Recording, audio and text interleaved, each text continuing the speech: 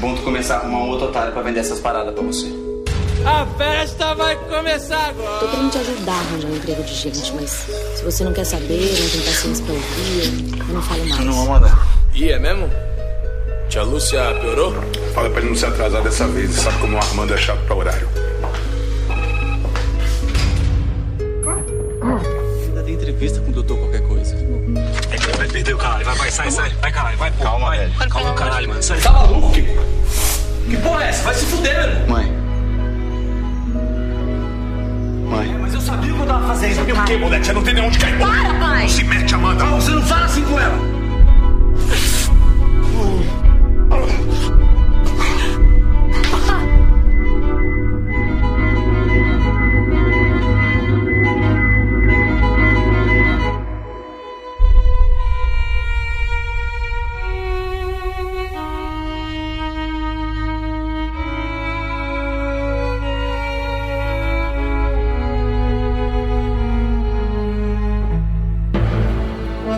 Cinemação, o seu podcast sobre cinema. Acesse nosso site cinemação.com. Cinemação.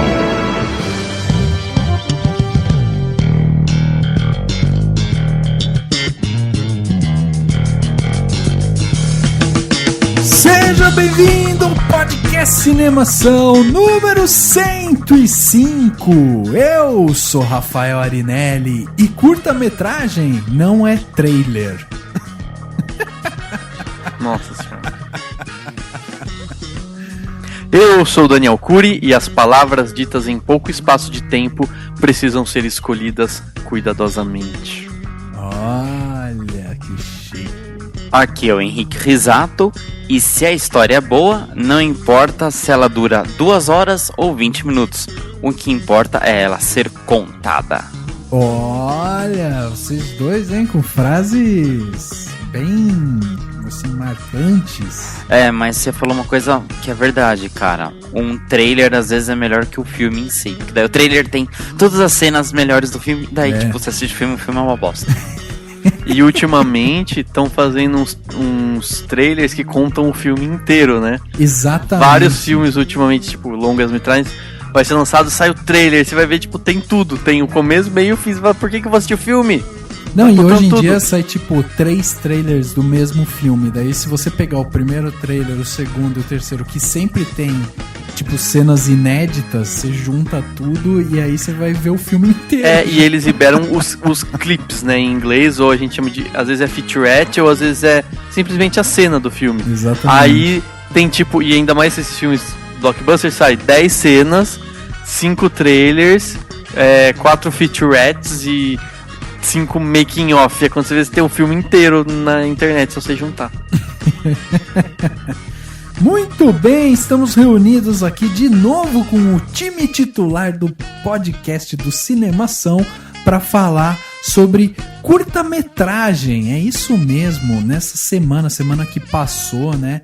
Lá da semana do dia 22 de setembro, a gente foi fazer a cobertura do curta-metragem Catarse, do nosso grande amigo Bruno Lopes, que foi o cara que falou pra gente do filme, convidou a gente pra ir lá, e a gente foi lá e conseguiu bater um papo com algumas pessoas lá, encontramos o Bruno Lopes lá e tal, e a gente resolveu fazer esse podcast especial pra falar sobre curta-metragem, pra falar de um lançamento de um filme independente quase, né?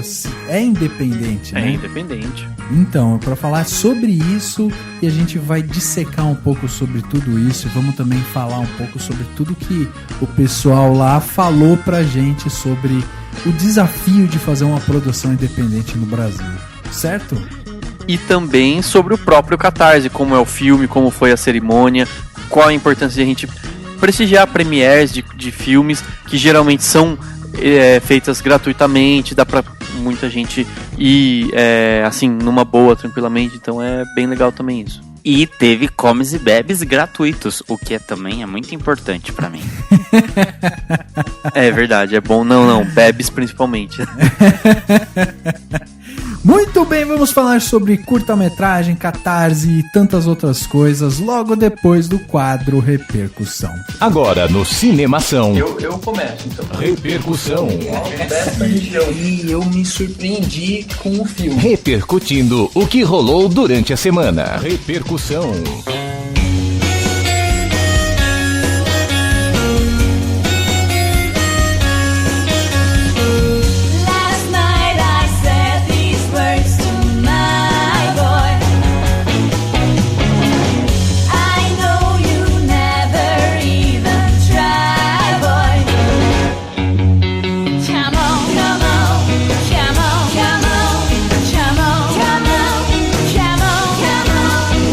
Mais um dia chegou pra gente ler recados que nos mandaram, coisas muito boas chegam aqui no podcast do Cinemação, né? Quando a gente acha que o tema dá pano pra manga, é aí que a galera confirma pra gente que isso realmente acontece. É impressionante como é legal receber o recado de todo mundo.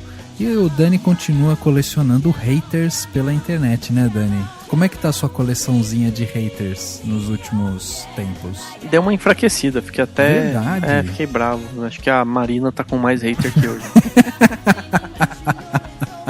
Marina Silva, tá? Só para as pessoas entenderem, né, sei lá.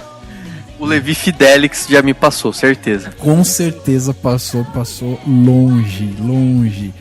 Vamos lá então, Dani, diga aí para as pessoas como é que elas fazem para escrever pro podcast do Cinemação aqui pra gente, para quem quiser deixar seus recados e que a gente leia eles aqui dentro do podcast. O que essas pessoas têm que fazer? Quem quiser falar com a gente pode mandar um e-mail para contato@cinemação.com. Então se você quiser escrever alguma coisa interessante ou tem críticas, sugestões, qualquer coisa, manda um e-mail pra gente.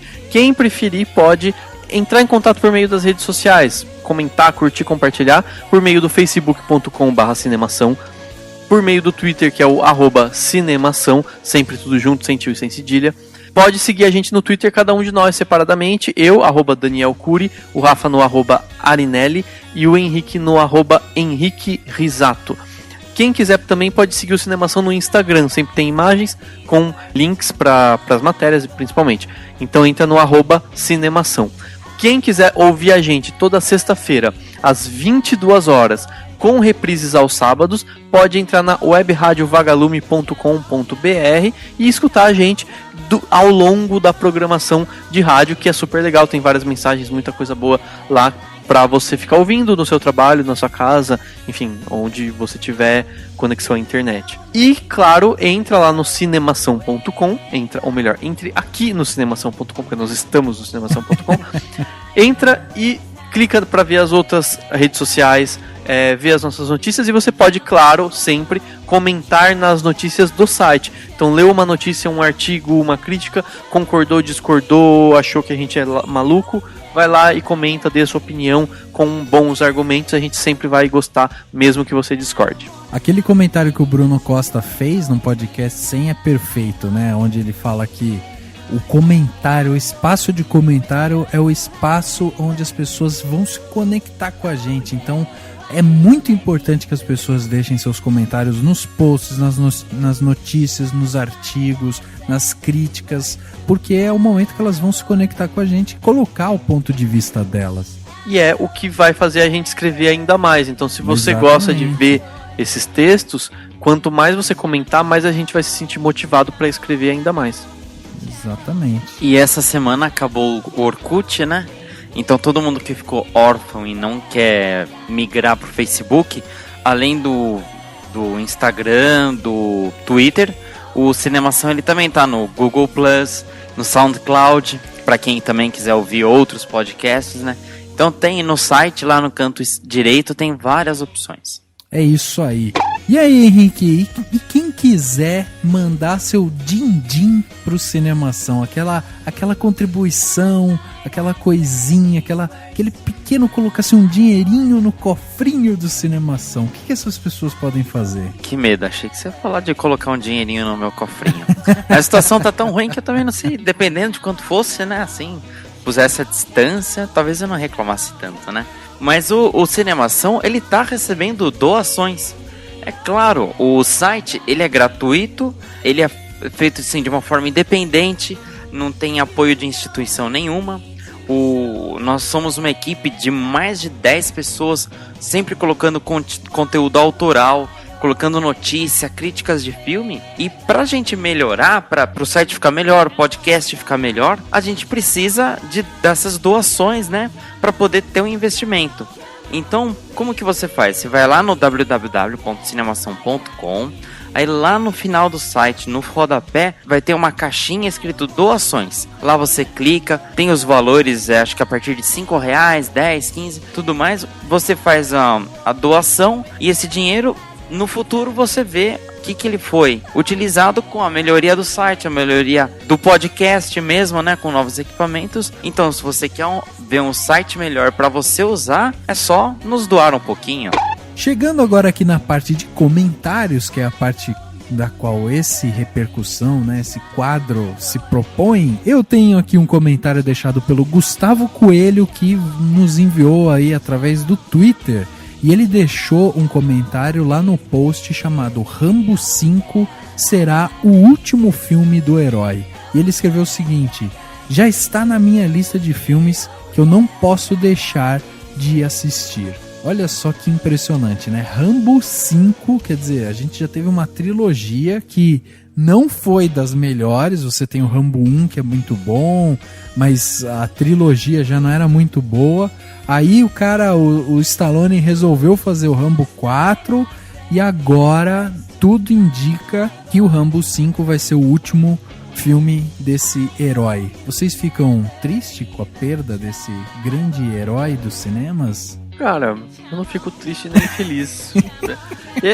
Sei lá, eu acho que não deveriam fazer. Eu acho que devia ter algum limite. Uma lei mundial decretada, sei lá, pelo Obama, Dilma e o Putin, não sei, juntos, assim, eles podiam fazer uma lei mundial que determinasse quantidade máxima de filmes. Tipo, 4 tá ótimo, 4 filmes, nada mais.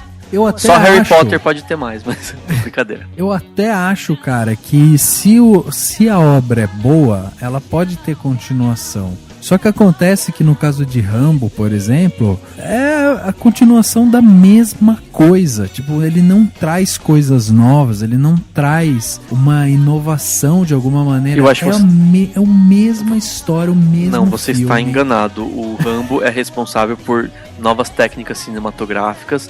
É um filme de importância na história do cinema. Ele traz nuances dramatúrgicas na atuação do Stallone. Sim. Né? Por isso que ele ganhou a Palma de Ouro lá em Cannes e tudo mais. Então eu acho que é muito bom, mas mesmo assim o 5 não deveria. Uma coisa do Stallone, assim, que assim, ele não é um excepcional ator, mas se você for pegar os outros filmes dele, o Rocky, tudo bem, o primeiro filme é muito bom, o 2 lá, que é de 79, é mais ou menos, o 3, o 4, o 5, é aquela capengando, mas o último que ele fez em 2006, o Rocky Balboa, que ele tá velhão, eu acho muito bom aquele filme.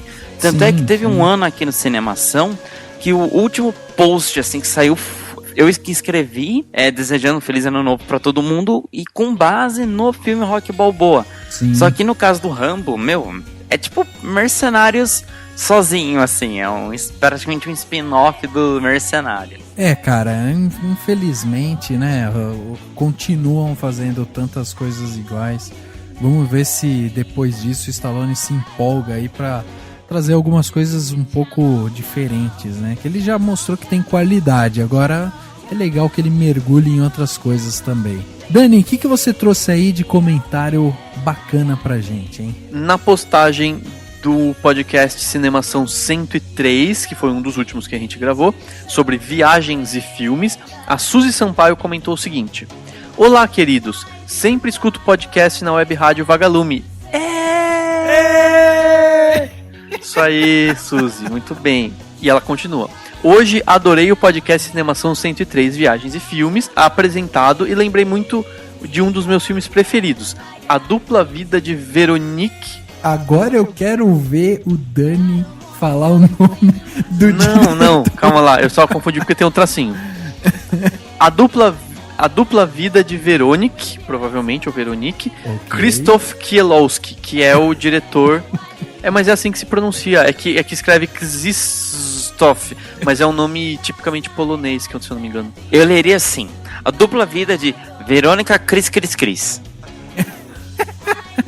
É isso aí.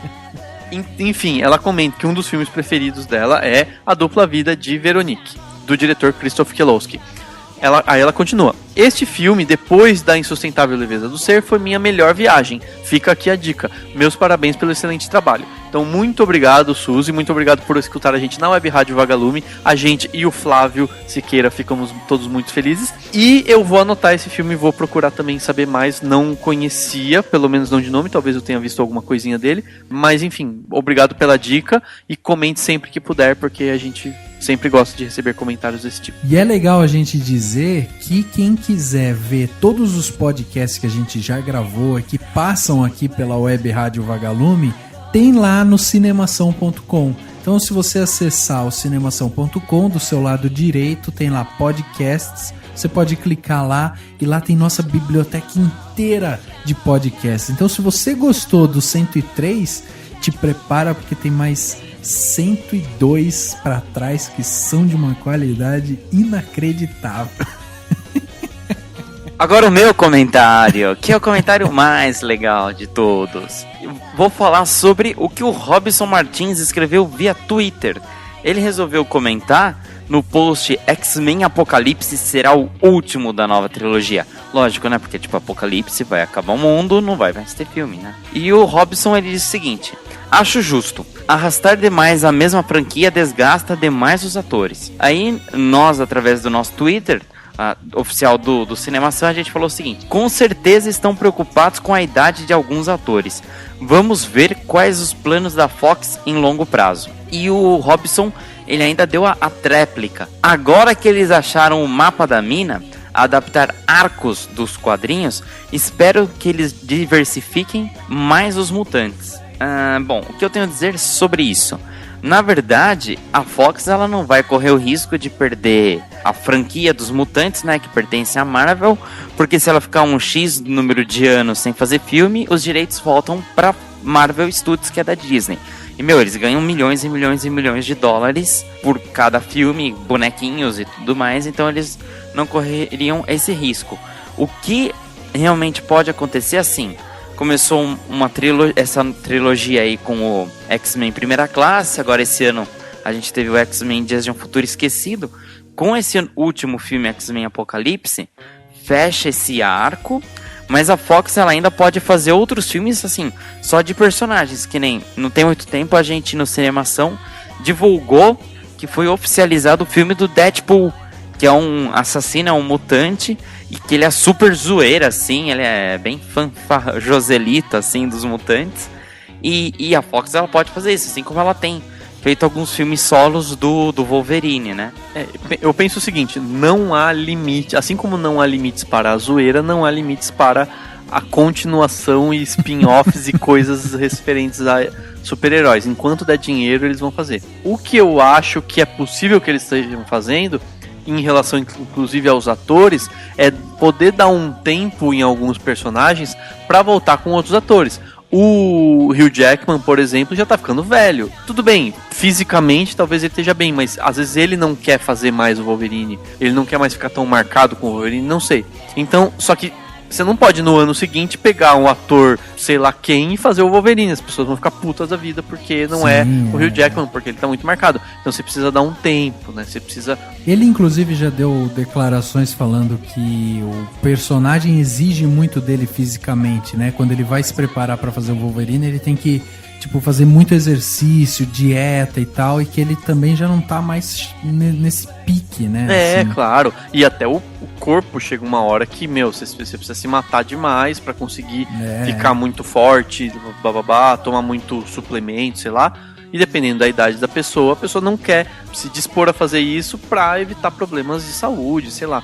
Então tem que pensar nisso. Aí entra outros atores também, os próprios atores do Magneto, do Professor Xavier, eles também estão chegando a uma certa idade que daqui a pouco eles vão falar: não dá pra fazer filme de ação, por mais que eles não tenham cenas de luta física, é cansativo. Esse tipo de filme é um tipo de filme que tem uma produção muito desgastante, entendeu? Então, e às vezes mesmo que tenha energia física, não quer fazer, o cara não quer mais, o cara quer fazer o teatro dele lá em Londres. Então, exatamente, E nesse terceiro filme, o Hugh Jackman ele nem tá cotado ainda pra ser o Wolverine.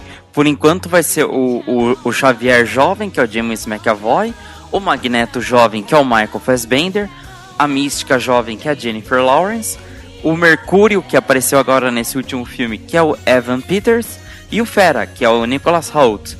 E vão ter os nossos personagens com novos atores. Então talvez, até pelo que a gente viu, o Wolverine sumiu lá, apareceu num barco, e talvez nesse filme ele nem apareça. E daí, mais pra frente, seja um outro ator e comece uma nova trilogia. Como fez com o Homem-Aranha. Mudou um pouquinho o nome, pois o Espetacular Homem-Aranha, outros atores, outra história. Mas eu acho difícil, hein, cara, porque o Wolverine chama muito pro filme, né? Você olha todos os filmes do X-Men e tal, sempre com foco no Wolverine, sempre olhando o Wolverine e tal. Então, na verdade, eles devem estar dando uma bela de uma negociada com o Jack. Pode ser.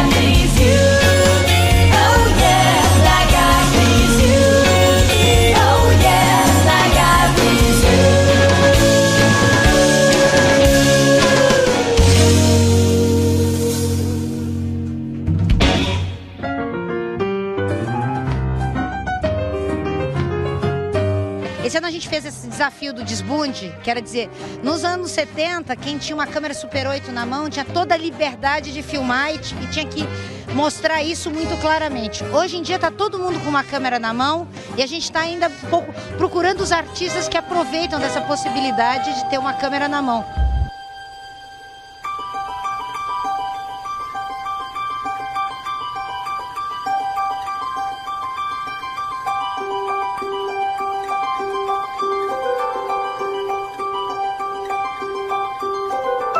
Muito bem, o papo hoje vai ser sobre curta-metragem e sem dúvida a gente tem bastante coisa para falar, muita coisa aqui para mostrar também pro pessoal.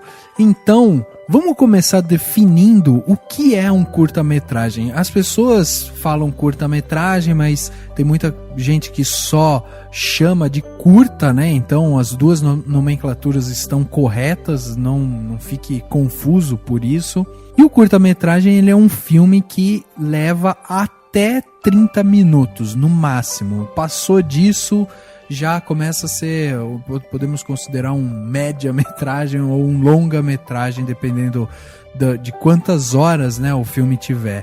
Quando a gente fala de curta-metragem, a gente está falando de uma produção cinematográfica que vai envolver um diretor, um roteirista, um produtor, vai envolver, dependendo dos casos, até assistente de direção, figurinista e tantos outros. Ou seja, é uma produção igual a de um longa-metragem, só que em menor escala.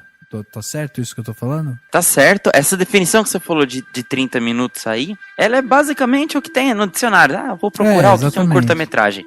Pela lei, aqui no Brasil, pelo menos, tem a medida provisória 2228 de 2001. Olha, eu falando coisas babacas de lei. Não, mas isso também te deu, né, o gabarito de tipo, o que ele está falando está certo. Tipo, joga no Google lá, medida provisória 2228 de 6 de setembro de 2001.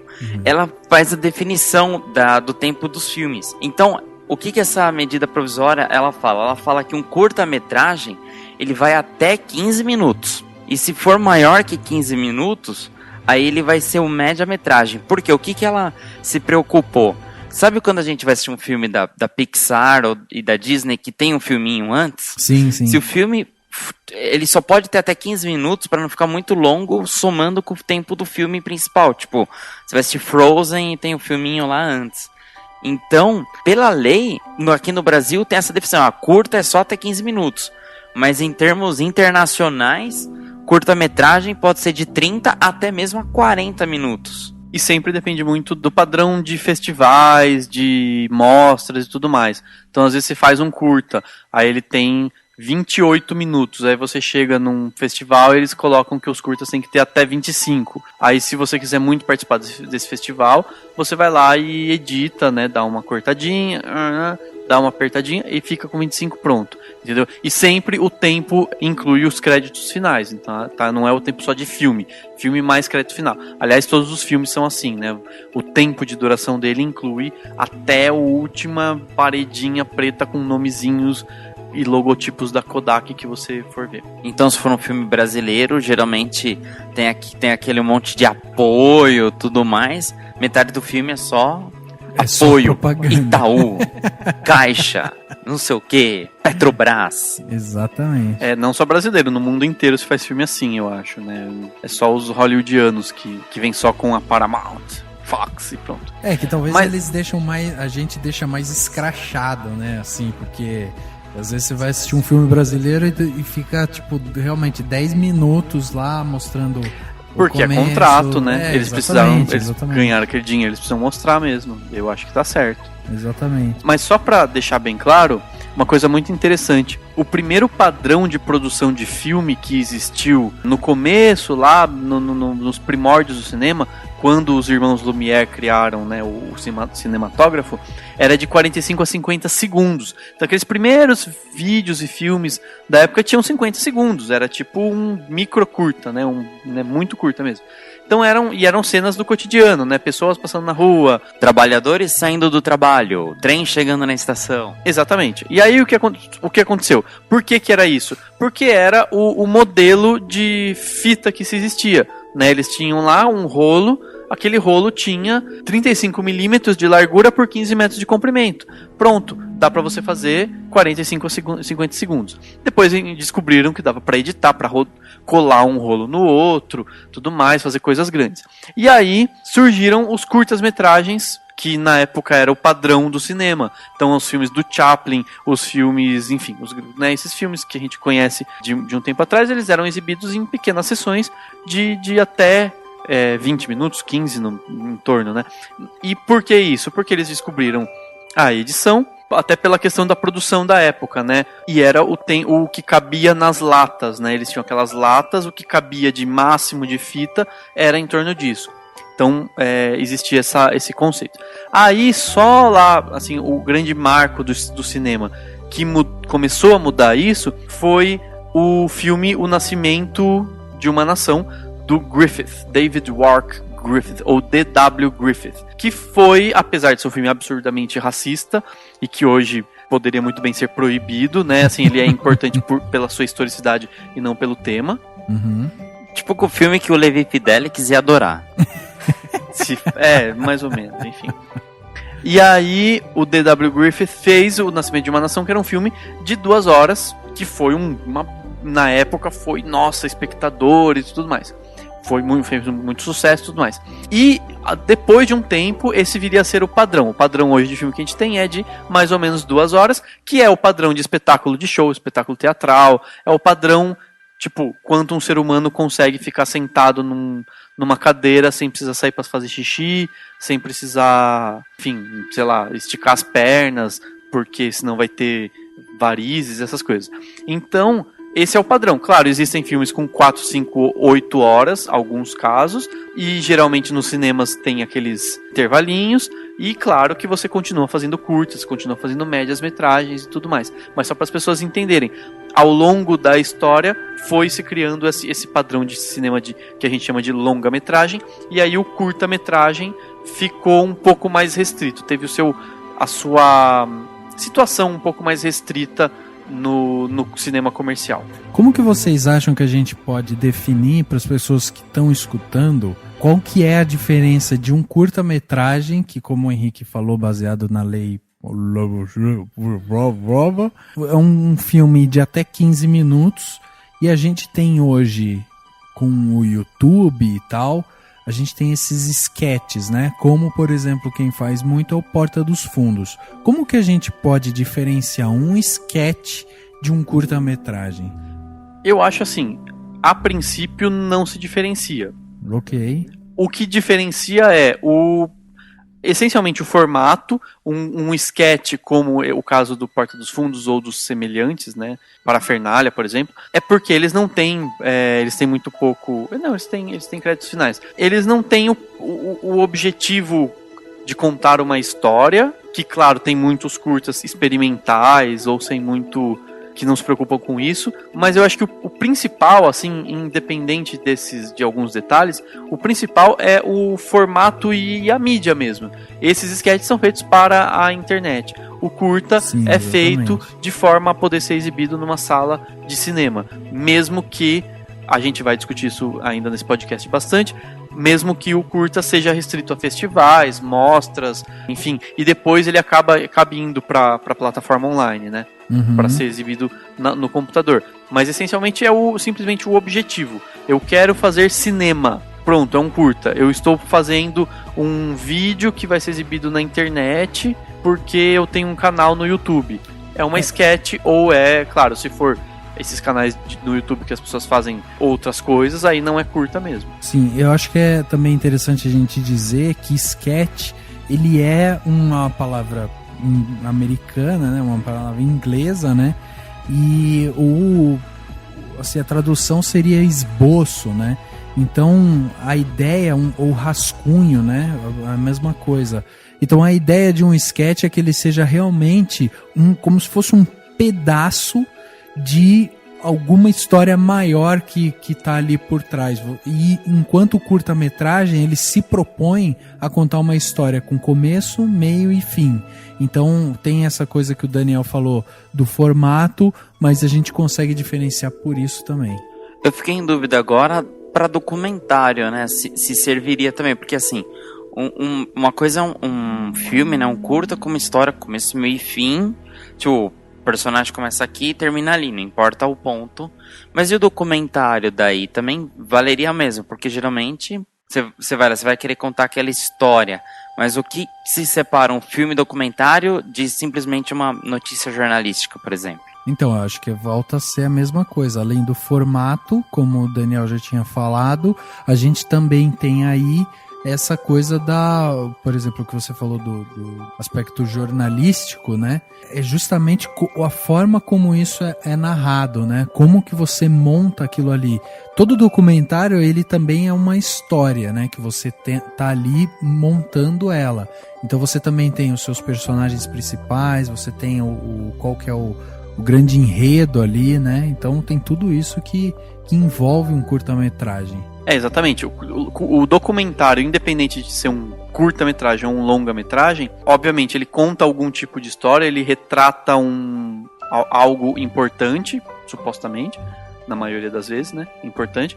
Claro, além de ser voltado para o cinema, ele não tem as amarras da matéria jornalística, da reportagem jornalística, que respondeu o lead, né? Onde, como, quando, por quê.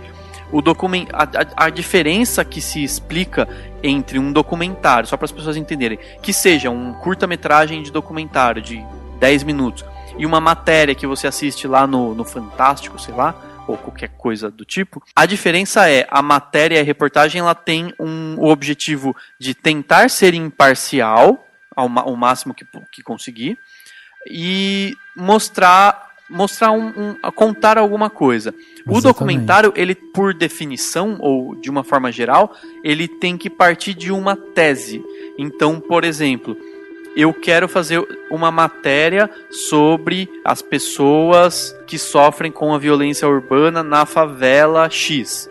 Então, a matéria vai mostrar alguns exemplos, entrevistar várias fontes, pronto, matéria. E daí o repórter geralmente aparece e ele mostra, né, tipo, eu apresento o problema, desenvolve alguma coisa e finaliza. O documentário, primeiro que ele não precisa do repórter, se for um bom documentário, ou existem formas maravilhosas de fazer um documentário sem nem narrador, né, sem nem isso. E o documentário, ele vai precisar partir de uma tese, do tipo, eu quero mostrar para as pessoas de que mesmo com todo o sofrimento, as pessoas desse lugar são felizes. Ou não, eu quero mostrar que quem causa o sofrimento é a polícia e não os bandidos. Não sei. Eu tenho que querer mostrar algo prévio, antes de produzir. E aí eu vou atrás de como provar isso. E aí, claro, entrevisto o máximo possível de pessoas lá, e a montagem final, ela precisa... Quanto melhor for o documentário, mais ela vai se diferenciar da montagem quadradinha da televisão que a gente vê na reportagem. Acho que então um exemplo super legal que todo mundo ou assistiu na escola ou na faculdade é o Ilha das Flores, né? Sim, ele tem, obviamente, o narrador, mas é sensacional, que é um clássico que você encontra hoje no YouTube com facilidade. E o Ilha das Flores é bem isso, ele parte de uma tese do tipo, ele quer mostrar que existem pessoas que são tratadas, né, no fim das contas é mais ou menos isso, existem pessoas que são tratadas piores do que os porcos desse lugar, entendeu? Só que daí como ele faz para que você entenda isso de uma maneira profunda? Em vez de ser uma reportagem com uma repórter ou um repórter falando, aqui as pessoas sofrem blá blá blá blá blá blá blá blá blá e a comida é isso, e aí ele desenvolve de uma forma totalmente profunda e conta lá a história do tomate desde o princípio. Como fazer um curta-metragem experimental, cult e pseudo-intelectual? Olá meninos e meninas, hoje nós vamos aprender a fazer um curta-metragem experimental, cult e pseudo-intelectual. Para isso, separe os materiais e mãos à obra. Você vai precisar de uma câmera, a mais ferrada que você conseguir, um computador com programa para edição de vídeo, pode ser o Windows Movie Maker ou aquele piratão, programa para edição de áudio, também pode ser aquele que vem com o Windows. Se quiser, pode usar um ator.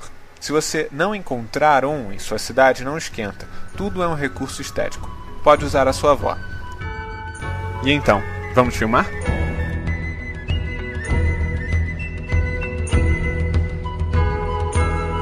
Outro ponto importante do curta-metragem é que ele é um formato importante dentro do cinema, né? Se a gente pensar no cinema como um mercado, o curta-metragem ele é um formato importante, é um formato reconhecido, tanto que ele ocupa duas categorias dentro da maior premiação de cinema, que é o Oscar, né? Na verdade são 3 categorias que ele ocupa. A gente pode contestar, falar da importância do Oscar e tal, enfim, mas é a maior premiação cinematográfica que tem hoje no mundo. Aí ele vai ocupar melhor curta-metragem de animação, que até de 32 a 1970 mais ou menos era chamado de melhor curta-metragem cartoons.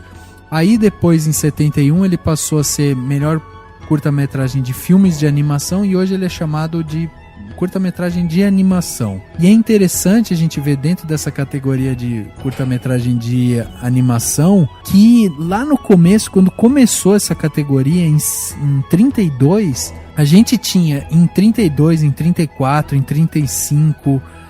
36, a gente só tinha filme da Walt Disney. Lógico que tinha alguns outros estúdios, tinha Warner Bros, tinha Universal ali junto e tal, mas assim, tinha vezes que concorriam 2 filmes da Disney, 3 filmes da Disney, era impressionante. E dentro dessa categoria, o último vencedor, né, foi o Mr. Hublet, que é um filme, é uma animação já em 3D, e fazer também um asterisco aqui que em 2013 a gente teve uma animação linda da Disney que ganhou o Oscar, que era o Paperman, né? Que contava a história de um cara que jogava um aviãozinho, né? Casalzinho, realmente. Exatamente. Era bem... Então, interessante porque assim, o curta, ele tem a mesma função do longa, ele tem essa parte do entretenimento e ele consegue tocar o espectador da mesma forma. Então, tipo, tem um filme super lindo como Up, que tem 1h40, mas tem alguns curtas muito bonitos assim, que tem 14 minutos, né, pra falar o 10%. Exatamente. Então, o que é o curta-metragem? É um filme com uma duração menor. Apenas, ele não perde nada pro longa. Exatamente, tanto é que na categoria do Oscar de melhor curta-metragem, que seria o live action, né, a gente tem vários filmes que foram espetaculares. O último vencedor foi o Hellion, e a gente teve essa categoria que se iniciou, na verdade, tipo, desde 58, porque teve essa mudança que o Dani falou também, né, que os filmes eles eram curta-metragem, e aí um dia veio um cara e falou, vou fazer um filme de 2 horas aqui, e aí, tipo, morreu o que era curta-metragem, virou longa, e o curta-metragem virou uma categoria até abaixo ali. Eu acho assim, o que as pessoas precisam entender essas transformações foram muito também em função da tecnologia, né? Tipo, foi se desenvolvendo formas melhores de transportar e filmar e baratear também os rolos de filme, daí você tinha mais espaço. E também a própria produção, tipo, tinha-se mais dinheiro para ficar muito tempo rodando, que querendo ou não, quanto maior um filme, mais caro ele fica, né? Sim. Ainda mais na época em que se tinha rolos. Rolo é muito caro. Hoje em dia ainda tem o digital, já barateia. Mas eu acho que o legal de se entender é que o curta-metragem perdeu um pouco dessa questão comercial. Então ele não é mais exibido no cinema e você não paga mais o preço de um ingresso de um cinema no grande circuito comercial para ver um curta, né? Aí, claro, existem os grandes estúdios, que é o caso da Pixar, que faz alguns curtas, que depois concorrem ao Oscar e tudo mais, e esses curtas passam exibidos lá antes do longa, mas é muito pouco, né? Não acontece com muita frequência. Eu acho que seria uma saída para os curtas terem mais visibilidade, tipo, todo dia antes do filme de longa-metragem vai ser exibido um curta, que sejam curtas de até 10 minutos, né? Pequenininhos, sim. Né? E não, no caso do que a gente foi ver, o Catarse, ele é já considerado por muitos um média-metragem, porque ele tem os seus quase 30 minutos de projeção. Mas o interessante de ver é como que eles não têm essa questão comercial, mas só que eles têm uma função importantíssima no desenvolvimento dos cineastas, na prática, na forma em como os cineastas podem se formar. Eles se formam, eles se fazem fazendo curtas, né? Exatamente. E até para não perder aqui, né, porque eu falei 3 categorias, a última seria melhor documentário em curta-metragem, que também é uma categoria antiga dentro do Oscar, né, que tá lá desde 31. Então a gente percebe justamente isso, que o curta-metragem ele é uma porta de entrada, é uma categoria, é um tipo de filme que ele é mais acessível do que o longa, né? Tanto que é por isso que as pessoas, exatamente, é muito mais barato você fazer um curta-metragem, é muito mais fácil a pessoa ir lá e produzir o filme, então ele acaba sendo realmente uma porta de entrada. Hoje a gente tem inclusive esses que se denominaram, né, de web movies, por exemplo, ou até mesmo os fan-filmes, né, que a gente tem aí dentro do YouTube ou da internet mesmo, que não deixam de ser curta-metragem, porque tem esse conceito do curta, mas já estão sendo alocados para a internet, né, que aumenta ainda mais a visibilidade daquele filme, né? Exatamente. E daí entra, com muita coisa no cinema, você tem hoje debates que podem ser infinitos, porque a internet possibilita tanta coisa, e as novas tecnologias vão possibilitando, que você fica sempre em dúvida. E eu acho que é uma questão até banal de nomenclatura, tipo, o fan-filme do, sei lá, que inventaram, tem um que é do Batman contra o Predador, eu lembro que eu vi faz um tempo que foi lançado. Eu coloquei no Cinemação há pouco tempo o novo fan-filme que fizeram do Spawn, que era um personagem que tipo foi esquecido, foi um fã lá e falou, vou fazer um filme. O cara fez uma produção sensacional, assim, com os efeitos e tal, uma qualidade impressionante, entendeu? E tá acessível para quem quiser ver, né? Então, aí a questão se ele é denominado curta ou não, é por de repente um organizador de um festival que se vai aceitar ou não que ele seja exibido, ou alguém que vai fazer uma amostra que vai, não, foi feito para web, então não vamos incluir. É mais uma questão banal, assim, que banal no sentido de que você pode definir ou não de acordo com o que você deseja para o momento, para aquilo que você está objetivando. E no caso dos caras, o que eles quiseram? Fazer e colocar online. E deu certo, porque assim, as pessoas assistiram e pronto, é o que eles queriam. né? Tem cineastas, e daí eu acho que seria legal a gente deixar pra mais tarde falar um pouco disso, mas tem cineastas que fazem um curta pra ser conhecido, pra conhecer gente, exatamente, pra treinar uma nova câmera, não sei, entendeu? Uma coisa assim. Exatamente. E como você falou de porta de entrada, né? Por exemplo, tem muito filme que era um curta que daí virou um longa-metragem. Aquele diretor lá, o Neil Blomkamp, ele fez um curta que depois o Peter Jackson viu, gostou e fez um longa, que é o Distrito 9. No começo ele era assim, tipo um documentáriozinho, tal, tinha uns efeitos de computador, dos robôs alienígenas, tudo mais. Um outro curta, que depois rendeu 7 filmes, é Os Jogos Mortais. Eram 2 estudantes, se eu não me engano eles eram até estudantes de teatro, que tiveram a ideia de vender, tipo, ficaram tentando vender um tempão, aí quando conseguiram, é que saiu o filme Jogos Mortais, tipo, com uma diferença, sei lá, de 1 ano, assim, foi muito pouco, né? E mesmo, falando só mais um, que é muito aclamado por todo mundo, o filme 12 Macacos, que tem o Bruce Willis e o Brad Pitt. Ele é baseado num curta francês chamado La Jetée, que é do diretor Chris Marker. Então, você vê uns curtas, assim, foram base para uns filmes longa-metragem que todo mundo gosta, e às vezes nem sabe, se eu quiser saber mais desse filme, eu posso assistir um antes, que é a mini história dele, digamos assim. Exatamente. Os curtas, eles podem servir justamente como base, né, para você, tipo, trazer outras histórias e tal, e isso é muito legal, né? Inclusive, no podcast 100, o Bruno falou pra gente que ele já estava escutando, inclusive, algumas propostas e tal, de pessoas que queriam transformar o Catarse em longa, e isso já era uma outra conversa, era outra produção, era outra mentalidade para transformar, né? Então, existe muito isso. Oi, eu sou o Gabriel. Oi, Gabriel! Eu acabei de me mudar para São Paulo. O que aconteceu? Os meninos jogaram uma bolinha de papel no Gabriel. Bom, com o tempo vocês vão se conhecendo melhor, tá bom? Gabriel, pode sentar.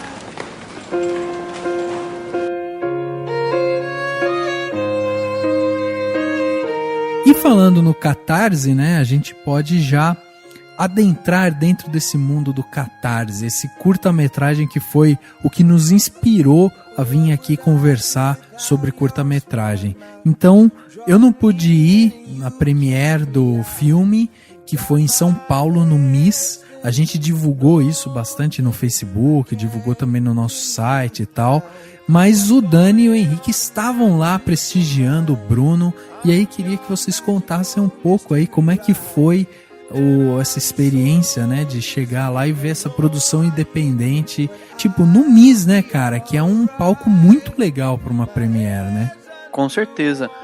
Eu achei sensacional, assim, eu fiquei com vontade mesmo de poder ter acesso mais a isso, porque infelizmente só nas cidades maiores a gente consegue ver mais lançamentos de curtas e tudo mais, mas assim, foi sensacional. Primeiro porque o ambiente parece que já te faz compreender tudo melhor, parece que o simples fato de você estar lá faz com que você, enfim, viva com mais intensidade a produção independente, o cinema e tudo mais.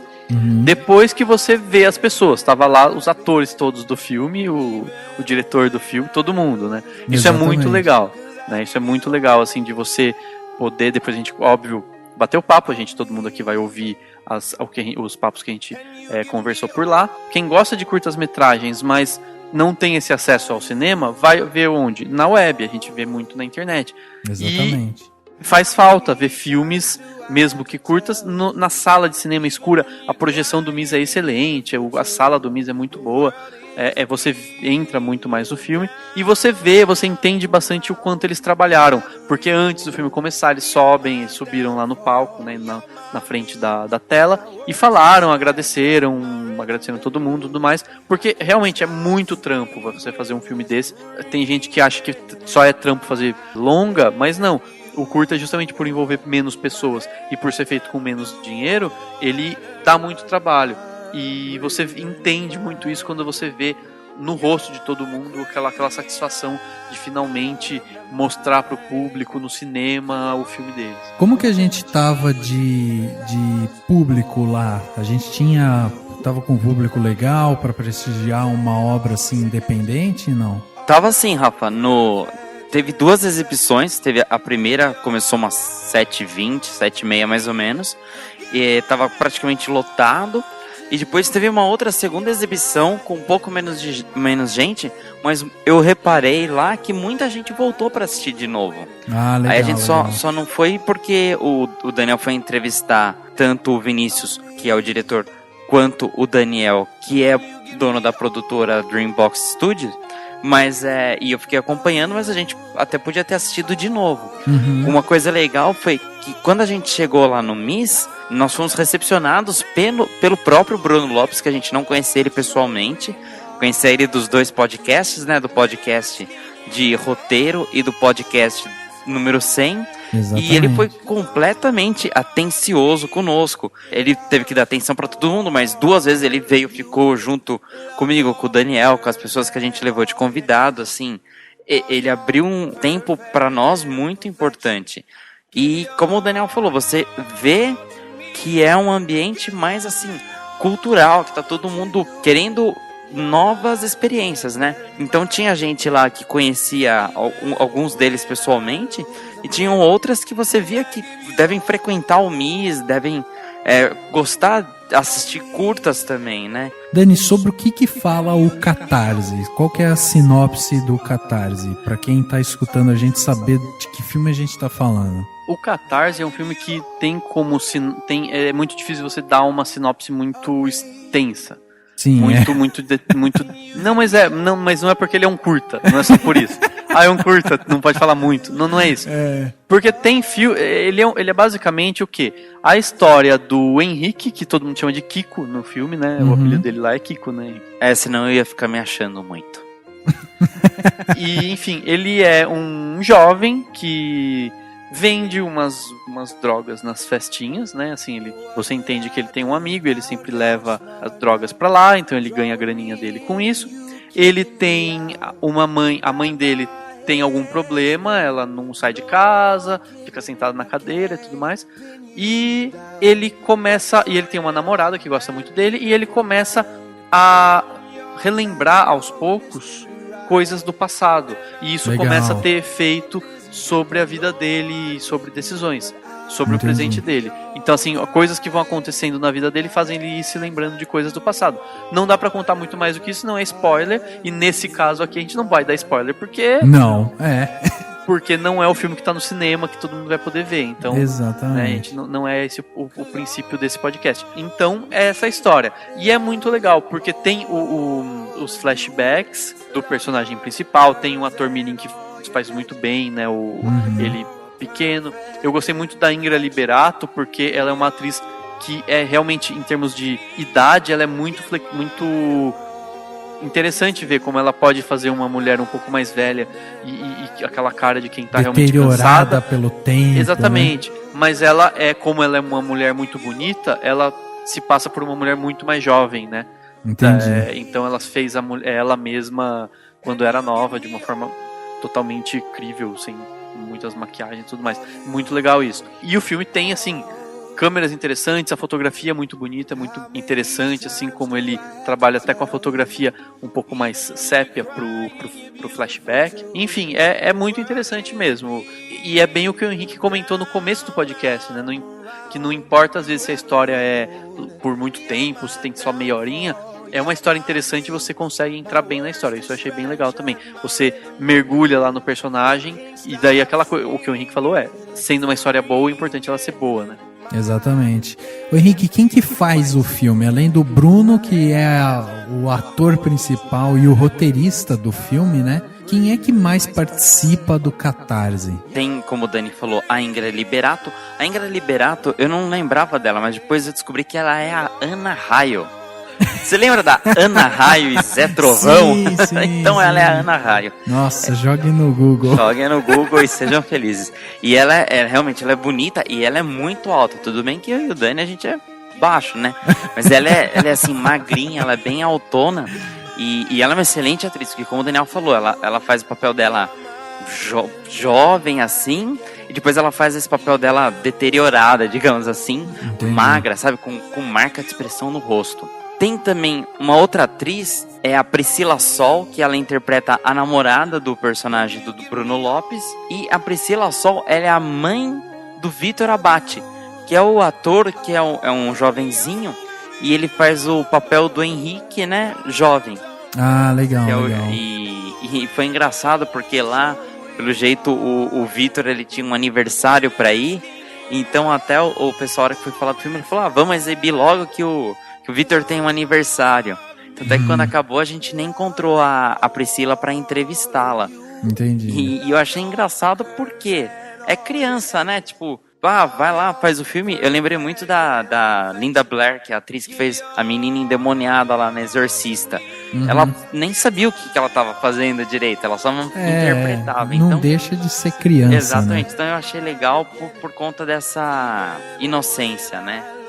Tem também o Daniel Torres, que faz o amigo do Henrique, o Caio Paduan, que faz o amigo dele, e tem alguns outros personagens, assim, mas...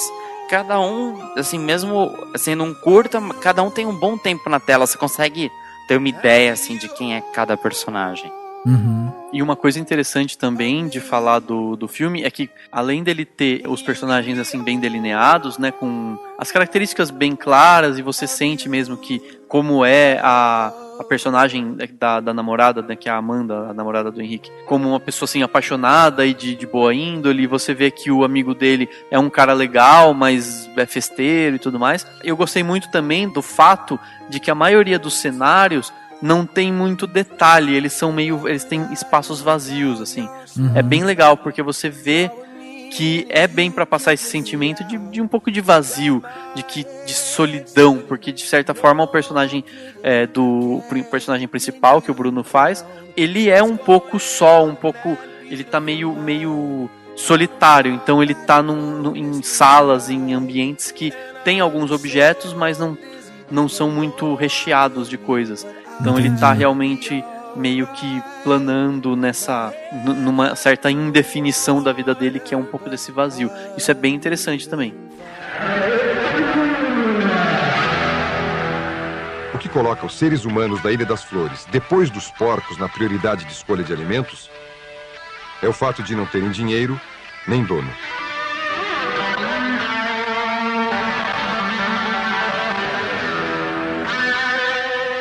O ser humano se diferencia dos outros animais pelo telencéfalo altamente desenvolvido, pelo polegar opositor e por ser livre. Livre é o estado daquele que tem liberdade. Liberdade é uma palavra que o sonho humano alimenta, que não há ninguém que explique e ninguém que não entenda. É legal a gente dizer que o filme ele é dirigido pelo Vinícius Vasconcelos, né? E o roteiro, apesar de ter vindo do Bruno, o roteiro passou pela mão do Daniel Piccolo e também do Vinícius Vasconcelos ali, que ajudaram a dar o trato final. E você pode escutar mais sobre essa produção de roteiro no podcast que a gente gravou com o Bruno, justamente sobre a profissão de roteirista, e lá ele fala um pouco sobre o processo todo de criação. Então, Vinícius, eu queria que você contasse um pouquinho, para começar, um pouquinho da sua história, como é que você chegou aqui, como que você começou a dirigir filmes e tudo mais. Então, eu comecei a trabalhar com audiovisual logo que eu entrei na faculdade, né? Sou formado em publicidade. Eu entrei e comecei a trabalhar numa produtora como editor. Passei 6 anos trabalhando como editor, tudo no Maranhão, né? Eu sou do Maranhão. Todos esses 6 anos como editor eu trabalhei lá. E aí teve um belo dia que eu vi que eu tava meio estagnado, né? Falei, eu tô só aqui editando coisa dos outros, quero começar a fazer coisa minha também. Larguei tudo lá em São Luís, no Maranhão, e fui para Los Angeles. Passei 1 ano, estudei na New York Film Academy, em Los Angeles. Fiz um curso de direção lá, muito bom, maravilhoso, recomendo para quem queira ir. E quando eu voltei, eu vim direto para São Paulo. E aí foi a oportunidade que o Daniel da Dreambox me deu. Trabalhei muito tempo com muita série, muita produção para web, né? Muito comercial, muito videozinho institucional, essas coisas. E aí saiu esse filme, né? Foi o Catarse que foi, acho que foi o que a gente coroou, que logo depois a gente até se desligou e eu fui para outras, virei freela no mercado, né? Fui para outras produções. Como é que foi, assim, chegou o roteiro, eu lembro que o Bruno chegou a conversar com a gente, ele falou que ele tinha as ideias, tinha o roteiro e precisou dar uma lapidada e tudo mais. Como que foi esse trabalho de lapidar? O que vocês acrescentaram, o que foi colocado no roteiro para ele ficar o que ficou, que foi esse curta que a gente acho que gostou tanto, assim? Quando eu cheguei na Dreambox, ele já tinha um projeto, né? Foi um projeto longo, ele tem uns 3 anos de hoje, desde que ele nasceu. Logo que eu cheguei, eu tinha acabado de ser aprovado no PROAC, né? Para pegar a iniciativa fiscal. E aí o Daniel, que na ocasião ia ser o diretor, ele me presenteou, né? Falou, tá aqui, um roteiro para você, dirige e vê o que você quer mudar. Aí eu sentei com o Bruno e o Daniel também. E a gente foi tentando amadurecer o filme. Eu acho que a palavra é bem essa. Quando eu li a primeira vez, eu senti que faltava um pouco isso, sabe? O filme era meio adolescente, sabe? Faltava uma carga dramática maior, personagens mais intensos, sabe? E concordaram na hora, assim, que eu falei. Então a gente teve um trabalho de reescrever sem mudar a ideia principal, né? O esqueleto do filme. E aí foi, principalmente nos personagens, trabalhou muito cada personagem, né? Já precisa melhorar esse aqui, precisa melhorar esse protagonista. Vamos botar um aqui para tirar ele dessa situação de conforto. E aí veio esse trabalho legal, né? Que a gente ficou feliz pra caramba. Foi legal também que, apesar de eu ter acabado de entrar, conhecer o Bruno há pouco mais de 6 meses, foi uma aceitação muito legal das opiniões, né? Então, acho que foi por isso que o trabalho ficou legal. Como que foi, assim, durante as filmagens ou durante toda a produção, o que foi mais desafiador ou o que foi mais difícil ou o que foi, sei lá, mais complexo, assim, para produzir? Acho que contando desde que começou, deu 1 ano e pouquinho de pré-produção até a gente começar a gravar. A gente gravou em 3 diárias. Acho que o mais difícil mesmo foi trabalhar com pouca grana, né? Que é no Brasil que a gente mais tem dificuldade, né? Tentar reduzir a equipe, tentar reduzir a locação. A gente usou uma locação que, como era um duplex, a gente usou a parte de baixo, a parte de cima, isso já ajuda muito de gastos. Muitos atores doaram a sua participação, por assim dizer, né? Então essa parte é sempre complicada, né? A gente tem que se virar com pouco recurso, né? Então a gente tem que ir atrás de bons talentos, né? Pessoas amigas, parceiras que vão saber trabalhar nesse orçamento bem enxuto, mas vão saber trazer um bom trabalho, né? Foi muito gostoso, foi um trabalho muito legal. A gente passou por um processo de preparação de atores muito legal com o Frederico Foroni. Ele fez uma preparação com os atores que foi incrível, assim. Conseguiu chegar exatamente onde eu estava pensando para cada personagem. E aí na hora do filme a gente viu a sintonia de cada um, né? Porque teve tanto na intensidade quando a gente estava ensaiando, como a gente estava almoçando junto, saía junto para o jantar. Então ficou um clima legal, né? Na hora do set não teve perrengue, sabe? Ninguém reclamava se demorava uma cena ou outra, se demorava muito para fazer uma luz ou outra. Ficou todo mundo muito amigo, assim. Aproveitando que você falou da questão da pouca grana e tudo mais, eu queria, assim, uma das grandes...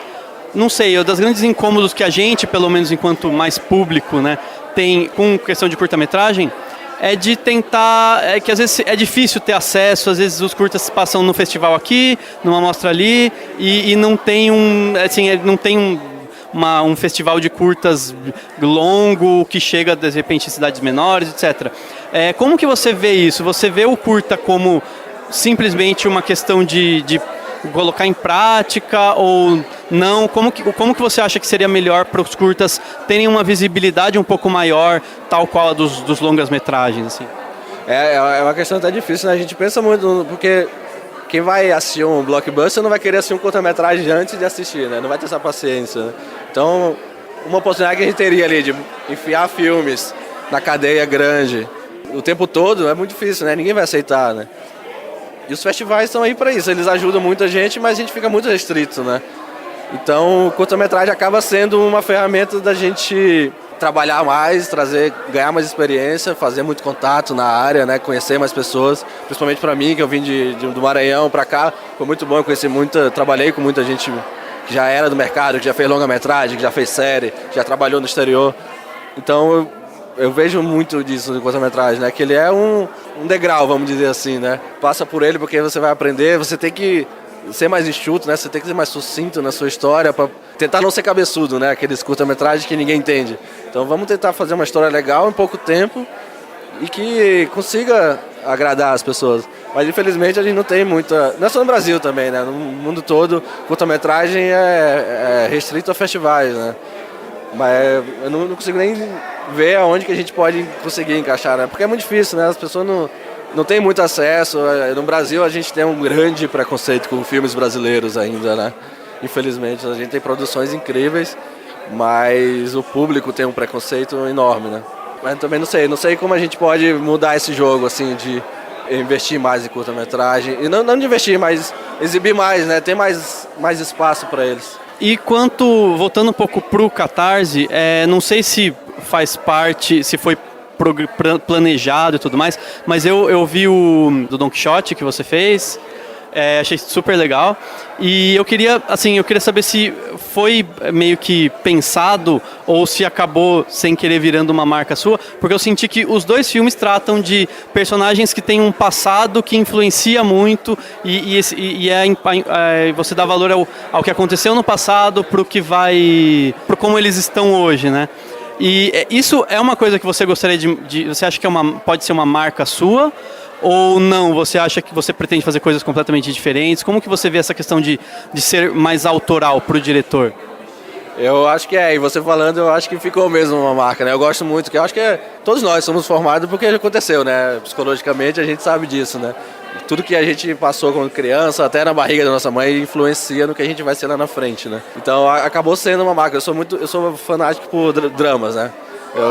O Amor, do Haneke, o Ferrugem e Osso, com a Marion Cotillard, são filmes que tem uma carga dramática muito pesada, assim, que todo mundo que assiste comigo fica, não gostei. Mas acho que aquela sensação que a gente tem do drama, de conflito interno, da gente pensando, putz, se fosse comigo, acho que mexe muito com a gente, né? E faz a gente pensar muito mais, traz um novo olhar para as outras pessoas, né?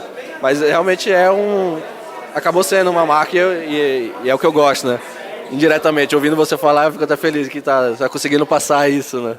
Que bom. E só pra, assim, já você comentou do Ferrugem e Osso, quais são os filmes ou cineastas, ou os dois, que mais te inspiram, que você vê e revê? Quais são os ou clássicos ou não tão antigos que te movem ou que, sei lá, te inspiram muito, assim?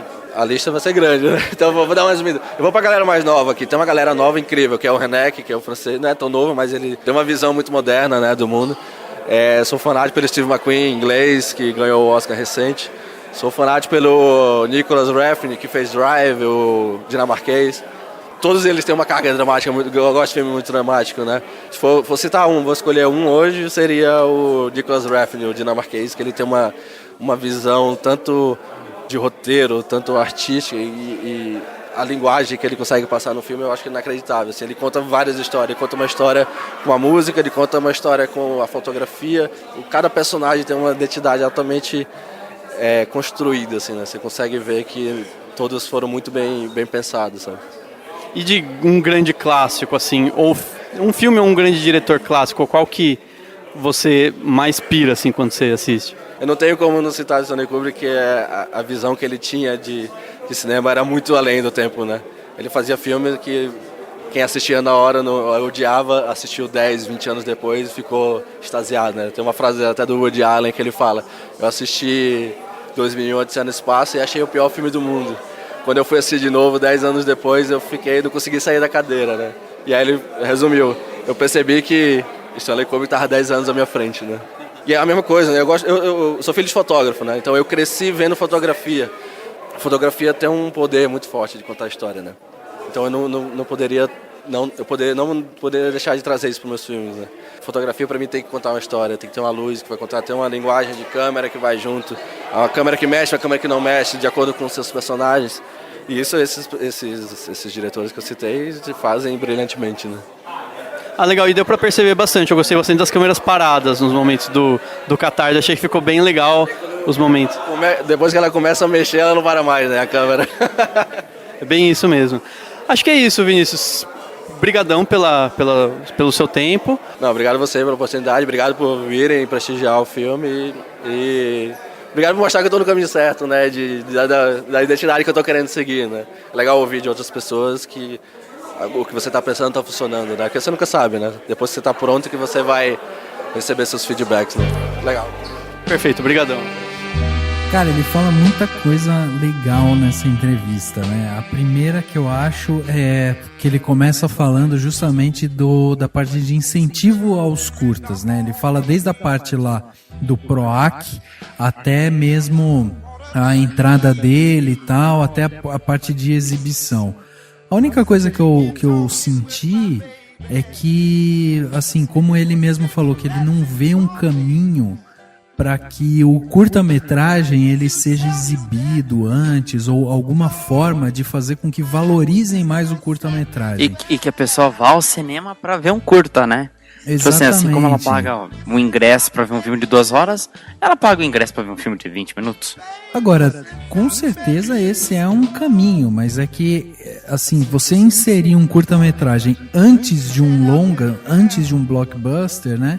Seria interessante, como a gente viu, por exemplo, as animações da Disney recentes que foram pro Oscar, que foram inseridas antes de filmes só que o problema é que era da Pixar, ou seja, a Disney que fazia isso. Então, até interessante que nos DVDs, nos Blu-rays desses novos filmes da Marvel, alguns trouxeram um curta, tipo, você podia assistir o curta. Eles podiam pegar alguma coisa assim, fazer um curta com algum personagem que ia estar no filme, ou que alguma coisinha que linkasse, fazer. Faz um curta, tipo, do primo do Capitão América antes do filme do Capitão América, ou de algum acessório que o Capitão América ia usar no filme, como surgiu, entendeu? E podia ter, sei lá, algum tipo de festivais assim, festival de curtas sobre o Velho Oeste, 5 curtas de 20 minutos. Você vai no cinema, você vai ver 5 filmes diferentes. Mas eu digo até, por exemplo, se você for passar um filme do Tarantino, né, um western do Tarantino, poderia ter antes, assim, tipo, vamos supor, trailer, curta, aí, tipo, e vem o longa depois, entendeu? Tipo, dá um corte e pronto. Eu acho que esse sistema funcionaria nesses casos muito específicos. Ou sim, uma sala de cinema específica, mais cultural, vamos dizer assim, mais... né, enfim, com um público muito específico, ou no caso da Disney lá, porque ela mesma produz os curtas, o que, né, na verdade a Disney tá ensinando, tá pegando os alunos dela, eles estão fazendo os curtas, e a forma dela incentivar é passando esses mesmos curtas. E depois eles vão dirigir os longas, né? Eu acho que não necessariamente as coisas precisam mudar totalmente. Eu fiz essas perguntas porque eu acho que é um debate muito importante quando se fala de curta-metragem, que é o alcance dele, mas eu acho que realmente você não precisa querer que o curta-metragem, que não precisa existir blockbuster curta-metragem, entendeu? Não, mas não que exista um blockbuster curta-metragem, mas que o curta-metragem seja introduzido num filme blockbuster. Eu não vejo como não poderia dar certo se você vai ver um filme. Eu estou indo no cinema ver um filme da Pixar, do Monstros S.A. E antes... Então, mas antes aparece um filme pra mim do Mickey. Eu vou ver o curta do Mickey, vou ver que é legal, depois vou assistir. Sim, mas isso acontece com um curta de 5 minutinhos, que são então, esses. Mas tem que, aí se você tem essa categoria. Mas o Vinícius fez o Catarse. A galera foi lá e falou, vamos fazer um curta, a gente quer fazer, porque a gente quer produzir, porque a gente tá cheio de ideia. Vamos fazer. Aí se você pega o Catarse, que tem quase 30 minutos, e coloca ele antes do próximo filme dos Vingadores, as pessoas vão sair do cinema, vão xingar, porque elas não pagaram pra assistir o Catarse, elas pagaram pra assistir os Vingadores, né? E pronto, então elas não vão gostar. Eu acho que... E já pensou se você tem 2 salas? Porque o blockbuster, ele ocupa várias salas no cinema. Aí você imagina lá, cheguei na sala 1, aí ele já tava dizendo lá, na sala 1 vai ter exibição do curta, depois vai ter exibição do filme. Na sala 2 não tem o curta, entendeu? Pô, bom, pelo menos você abrir a opção. Mas eu acho que não é necessário. Não, o que pra mim seria a solução... E depois a gente até vai, enfim, ouvir mais entrevistas, que a gente provavelmente vai voltar nesse debate. Mas eu acho que uma das soluções seria, então, incentivar a criação de pequenos festivais, pequenas mostras. Ou seja, você não precisa criar a mostra de São Paulo, a mostra, o festival do Rio, o festival não sei de onde. Não, você pode ter pequenas centros culturais, cada cidade pequena tendo exibições de curtas, e daí isso amplia um pouco o público. E se for parar para pensar de repente no alcance desses filmes, a gente pode também pensar em exibição em escolas, ou disponibilizar isso para professores, para que caso eles se interessem, eles passam para os alunos. Ou uma outra coisa seria fazer o que o Kleber Mendonça Filho fez quando ele lançou o Som ao Redor. Eu comprei o Blu-ray duplo do Som ao Redor, e ele vem com todos os curtas que o Kleber Mendonça Filho fez durante a carreira dele. Tem curtas até que você vê que provavelmente ele fez durante a faculdade, sei lá. Isso é uma forma, mas não dá pra querer, vamos transformar curta. Não, os curtas eles têm essa vida dele, essa é a vida do curta, e eu não acho que isso seja ruim, isso é bom. Mas Dani, você não tem como a gente falar que não é, que é bom ou que é ruim, quando você escuta o Vinícius falando que o problema dele é grana, que o problema dele é o grande desafio, é o cara ir lá e tentar chamar os atores para virem trabalhar para ele de graça porque ele não tem grana. E por que ele não tem grana? Porque o curta-metragem não é incentivado, não existe Claro incentivo. Que é, o PROAC tem PROAC, tem então Lei Rouanet. Por que ele não teve grana para pagar? Não é que não teve ator. grana, é que a forma como se faz cinema no Brasil é com um dinheiro muito contado, mas isso é até com longa-metragem. Só a Globo consegue fazer filmes com muita grana. Então, mas é isso que eu tô falando, que tá errado. Isso que eu acho que tá errado. O que tá errado é justamente o cara que tá começando como o Vinícius não ter o espaço para exibir o negócio dele, exibir o filme dele com atores que ele queira, com todo o aparato que ele precisa, para daí ele conseguir mostrar o que ele pode fazer. Não, eu acho assim, a gente pode melhorar, ok, poderia existir mais dinheiro do PROAC, poderia ter mais lei de incentivo, poderia ter de repente algum tipo de festival. Existem festivais, ele pode ganhar dinheiro, por exemplo, existem festivais que dão prêmios em dinheiro, então se ele se inscreve no filme no festival, ganhou o melhor filme, ou o melhor roteiro, ou o melhor qualquer coisa, ou sei lá, prêmio da crítica, não sei, ele ganha geralmente um dinheiro, e isso não sei exatamente, mas provavelmente é dividido por todo mundo que fez, não deixa ninguém rico, mas deixa a pessoa satisfeita.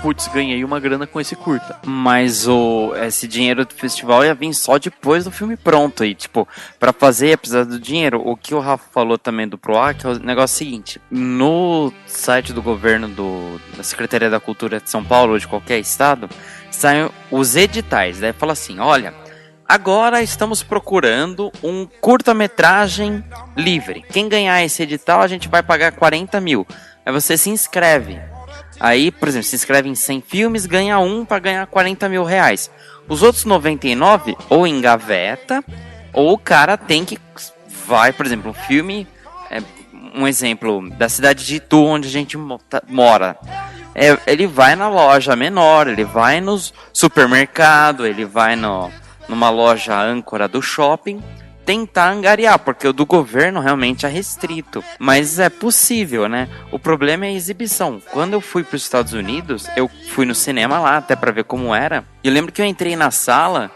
e, tava passando assim na tela um monte de comercial de produtos. Mas um monte, ficou um tempão. Eu acho que eu cheguei um pouco mais cedo, fiquei uns 20 minutos. E aí que começou os trailers e ficou mais de meia hora passando o trailer. Tanto é que o filme era para começar às 4 da tarde, o filme começou às 5. Então o que eu acho que podiam fazer aqui no Brasil? Quando você entra no cinema, já tá aquela meia luz, não tá totalmente claro, já tá meia luz passando curtas-metragens pré-selecionados. Aí passa os trailers e começa o filme, porque trailer aqui demora 10, 15 minutinhos. Querendo ou não, a pessoa ia tendo contato com esses outros filmes. Então tá, vamos por partes. Não dá pra achar que só no Brasil se faz curta-metragem com pouco dinheiro. Não, até nos Estados Unidos quem faz curta-metragem não vai ter rios de dinheiro, né? Eu acho que assim, não dá pra querer que o mundo se transforme em seres humanos altamente desejosos de ver curtas-metragens. não é assim que funciona. Eu acho que, claro, você pode ter mais leis de incentivo, você pode ter, de repente, incentivar mais empresas a apoiarem filmes, você pode fazer várias coisas nesse sentido, mas não dá pra querer que os curtas sejam grandes filmes assistidos por milhões e milhões e bilhões de pessoas. Não precisa disso, entendeu? Eu acho. Mas é aí que tá, eu implico com a sua palavra, não precisa, porque é isso que eu não entendo. Quando você fala não precisa e você escuta o diretor do filme falando que o problema dele é que eles não conseguem, não tem grana, que tem que investir, que tem gente lá que tá doando o seu tempo, não sei o quê. Então eu já acho que sim, que se o cara tem todo esse trabalho, ele precisa ter um espaço. Mas nem curta-metragem, nem longa-metragem se paga no Brasil e na maioria dos países do mundo. Os longas não se pagam. Então, por quê? Porque é muito caro produzir cinema. Precisa se pagar. Não necessariamente, senão, sabe por quê? Sabe o que vai acontecer se pagar? Você vai começar a produzir só Se Eu Fosse Você. Porque a única coisa que vende altos números de bilheteria são as comédias, tô falando na realidade do cinema brasileiro, são essas comédias. E daí você vai impedir que bons artistas façam bons filmes, que um diretor que se preocupe com a fotografia do filme faça um filme preocupado com a fotografia, porque ele só vai ter grana se ele fizer a comédia estúpida, enfim, leva milhões pro cinema. E daí vai ter um monte de gente fazendo comédia estúpida, e aí as comédias estúpidas vão deixar de ganhar dinheiro porque vai ter muita comédia estúpida. Mas não é isso que eu tô falando. Eu não tô falando nesse sentido. Eu tô falando no se pagar do cara ter recurso para poder fazer o trabalho dele. Então você tá falando lei de incentivo. Tô falando de lei de incentivo. Eu tô falando que ele precisa ter realmente. Não, tudo bem. Precisa ter verba para conseguir fazer o trabalho dele. Só que só entrando no que o Henrique falou, ele falou assim: então são 100 filmes, realmente, é mais ou menos isso. Muitos filmes se inscrevem no edital e alguns ganham dinheiro. Imagina se todos começam a ganhar. Vai ter porcaria sendo feita. Eles têm que selecionar filmes bons. É claro que tem muitos filmes bons que deixam de ganhar editais, mesmo sendo bons, porque é difícil também selecionar. Sempre vai ter, enfim, alguns que talvez saiam perdendo. Mas imagina se já tem porcaria sendo produzida no cinema comercial, imagina se as leis de incentivo começarem a abrir as pernas e fazer 300 mil editais para 350 milhões de filmes, entendeu? Mas será que não tem muito filme bom que tá aí, que não consegue sair justamente porque não tem a possibilidade de entrar? Como que a gente pode rotular dessa forma? Falar que de repente vai sair muita porcaria. É óbvio que vai sair muita porcaria, porque a quantidade vai ser maior, mas também vai sair muita coisa Claro, boa. Mas o que eu tô dizendo eu acho, claro, eu não tô dizendo que não se deve incentivar. Eu acho que quanto mais incentivo, melhor. Mas eu acho que também não dá pra querer achar que as leis de incentivo, que dinheiro do governo ou o que for que sustente a produção de filmes seja infinita. Não dá pra ser infinito. Alguém vai deixar de conseguir fazer, alguém vai ter que pegar dinheiro do próprio bolso, alguém vai ter que, sei lá, eventualmente até desistir de um curta ou outro. É triste, mas isso acontece no mundo inteiro, no Brasil, nos Estados Unidos, na França, em qualquer lugar, entendeu?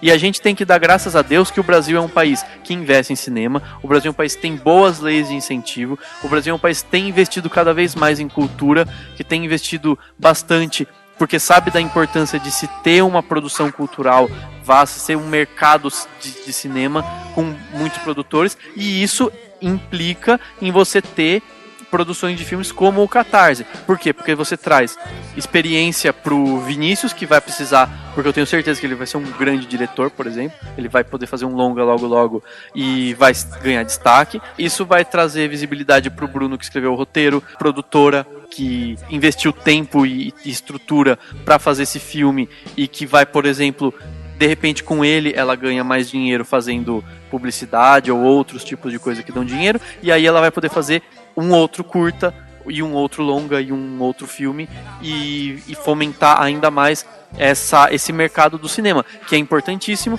e que representa a cultura brasileira no âmbito geral, em festivais do mundo afora, que ajuda a formar profissionais e tudo mais. Então acho que a gente precisa começar a olhar assim, do micro pro macro. O micro é um curta super legal que fizeram. O macro é toda uma estrutura e esse curta faz parte de toda essa estrutura, que poderia ter mais dinheiro, ele poderia ter feito com um pouco mais de folga, podendo de repente pagar alguns atores que de repente doaram o seu tempo, mas que também não é um negócio horroroso e não dá pra querer que esses filmes vão pro Cinemark e as pessoas paguem R$10 pra ver, entendeu? É fora da realidade que a gente tem hoje. A gente tá falando de uma coisa que é realidade, mas eu tô falando de uma coisa que eu gostaria que acontecesse, não que não é real, entendeu? Tá certo. Aí acho que tá aí a beleza, né? Às vezes você vê um filme tão bom e você fala, nossa, fizeram um filme tão legal com tão pouco dinheiro, né? Então eu concordo com o que vocês dois estão falando, assim. Tanto o Rafa da Utopia, né? Poxa, seria legal se todos os filmes tivessem esse incentivo. Como o Daniel falou, que essa parte comercial é muito difícil acontecer. É difícil, mas assim, se eu não me engano, na TV Cultura e no Canal Brasil tem, tipo assim, um programa de 2... No Canal Brasil eu tenho certeza. Um programa de 2 horas que chama Curtas. Meu, passa um monte de curta-metragem. Eu gosto de assistir, às vezes minha mãe, às vezes eu ligo pra algum tio. E eu sei de mais gente, assim, dos cursos da área de cinema, curtem o curta, né? E eu mesmo, em 2008, se eu não me engano, eu fiz um curso de curta-metragem através de uma parceria da Prefeitura de Itu com a Prefeitura de Sorocaba. E foi muito legal porque, assim, o argumento inicial, eu que tive a ideia, daí o pessoal foi melhorando tudo mais. E a gente gravou um curta que, no final dos contos, ele só não foi publicado porque o diretor ele não pôde editar tudo mais. Só que foi o que a gente viu. Nossa, a gente pegou uma casa emprestada, coisas, tudo emprestado. O Marcelo Rodrigues, que é o diretor, o Marcelo Domingues, ele chamou 2 atrizes que são amigas dele, foram lá de graça. E eu vi o trabalho que é fazer um curta de, acho que ia dar 7 minutos. Sim, então, muito trabalhoso. Foi muito trabalhoso e foi super legal, realmente. Se tivesse mais incentivo, cada um com uma ideia legal, porra, merecia ter bastante filme aparecendo assim. Só pra terá, talvez se eles tivessem tido o tempo de inscrever em editais e tudo mais, talvez teriam conseguido alguma grana. Mas sei lá, eu também acho que não dá pra querer achar que as pessoas vão ter milhões e milhões pra fazer curtas. Faz parte, o curta eu acho que ele é dessa natureza. Hoje, no mundo de hoje, ele tem essa natureza. E vai completar muito o que a gente vai ouvir daqui a pouco, que é a entrevista com o Daniel Piccolo, né? Então, ele explica umas coisas muito interessantes. Então vamos ouvir o que o Daniel falou, o Daniel Piccolo, que é produtor do Catarse, e ele fala umas coisas bem legais sobre curta-metragem que eu acho que a gente vai poder continuar essa conversa. Bom, Daniel, primeira coisa que eu queria é que você contasse um pouquinho da sua trajetória, como que foi abrir a Dreambox, qual que é o seu, enfim, um pouquinho da sua carreira e tudo mais. Tá legal. A Dreambox Studio, ela veio, na verdade, quando eu tava morando em Los Angeles, né? Eu tive a sorte, enfim, de poder estudar fora do Brasil, cinema, depois de já ter sido formado pela faculdade FAAP de cinema também. Eu fui buscar uma pós-graduação para entender melhor como é que funciona isso e foi uma puta escola, aprendi bastante por lá. E naquele decorrer de estudos e de direção e tudo mais, eu comecei a pensar junto com o meu irmão, que é músico também, e ele fez Unicamp, e um cara super genial que sempre quis abrir o seu próprio estúdio de música. E ele morou comigo um tempo em Los Angeles, mas eu ainda tinha aquele sonho americano, eu queria permanecer por lá, e o meu irmão sempre quis voltar. E ele voltou antes. Quando ele voltou, ele começou a trabalhar numa produtora chamada Timbre, fazendo trilha sonora para publicidade e tudo mais. E ele começou a juntar uma grana e fez a Dreambox, que não era Dreambox antes, começou a fazer num apartamento que a gente tinha, um apartamento familiar, onde isso ajuda muito a questão de custo. E ele começou a fazer esse estúdio lá. Então, logo que a minha vida não deu mais certo nos Estados Unidos, eu falei, então eu vou voltar para o Brasil e vou ver como é que tá essa estrutura que ele está fazendo lá. Logo me apaixonei, achei que seria uma bobagem eu querer investir e permanecer nos Estados Unidos, onde não estava me dando felicidade. E eu voltei com tudo e com um monte de equipamento para a gente poder trabalhar vídeo também e não só áudio. E assim nasceu a Dreambox, nessa volta de mim, de Los Angeles para cá, para São Paulo, que eu adoro o português. Eu acho que a gente se comunica melhor, a gente faz melhores trabalhos falando a nossa língua, se expressa melhor. E nasceu junto com essa parceria minha e do meu irmão, abrindo uma área de filme e uma área de música para poder atender o mercado. E obviamente por eu ter estudado cinema e eu conheço muitos atores e frequentar esse mercado, a gente tem essa pegada de fazer cinema em absolutamente tudo que a gente pensa. Pode ser o filme institucional, pode ser o filme da tua empresa, mas a gente sempre vai pensar com uma delicadeza, com uma vontade de fazer filme daquilo. Como que surgiu o projeto do Catarse? O Bruno chegou a contar um pouquinho, o Vinícius contou um pouquinho, mas eu queria, assim, o seu ponto de vista, como que foi, assim, a ideia de fazer um curta? Surgiu antes do roteiro do Bruno? Como que foi esse processo de lapidação? Conta um pouco. O Catarse, eu acho que no meu ângulo de vista, né, que eu tive ali, foi que o Bruno, ele apareceu na Dreambox no comecinho. Eu não tinha nada para fazer. Eu estava simplesmente conectando máquinas, vendo estrutura, vendo custos e tudo mais, vendo essa parte mais burocrática. E o Bruno, ele estava namorando uma grande amiga minha. Ele veio para conhecer a Dreambox e logo a gente se identificou muito. Gostei muito da pessoa dele. E conversando sobre cinema, e ele é ator, ele tinha um roteiro. E a história do roteiro me comoveu bastante, porque não a história em si, a narrativa do roteiro que ele trouxe, mas o porquê que ele começou a desenvolver esse roteiro. E ele tinha uma história, e ele falou, eu quero atuar numa história que eu quero te mostrar. E ele me mostrou Catarse, que era um longa-metragem na época. E a gente falou, vamos fazer isso, mas a gente não vai começar num longa, a gente vai fazer disso um curta. Então eu peguei esse trabalho, ele me deu um texto, um roteiro, que ele dizia ser um roteiro, e aí eu falei, isso é tudo menos um roteiro, vamos fazer dele um roteiro, lapidamos, construímos, formatamos como um roteiro, usando os softwares que a gente usa no cinema e tal, né, o Final Craft aí, que é legal pra galera saber, muito bom, software de roteiro, formata tudo, e aí ali já tava um roteiro. Na época, eu não tinha diretor na Dreambox. A Dreambox, ela era carente de direção. Eu faço freela com diretores e esse roteiro já estava lá há um tempo. A Dreambox amadureceu, graças a Deus. O mercado deu um respiro aí pra gente dar uma crescida. A gente crescendo, eu consegui fazer um contrato legal com esse cara que veio presentear a Dreambox com a habilidade dele, com o olhar dele, que é o Vinícius Vasconcelos, que veio de São Luís do Maranhão, que tem um olho clínico e que foi criado numa família do Márcio, o Márcio Vasconcelos, que é um grande fotógrafo de São Luís, muito conhecido, com muita fotografia de estudos antropológicos e tudo. É um cara que tem aquele olhar perfeito para direção. Quando ele entrou para a Dreambox, eu falei, cara, a gente tem um filme. Fizemos pelas leis de incentivo à cultura, no caso o PROAC, onde você abate ICMS da empresa que vai investir.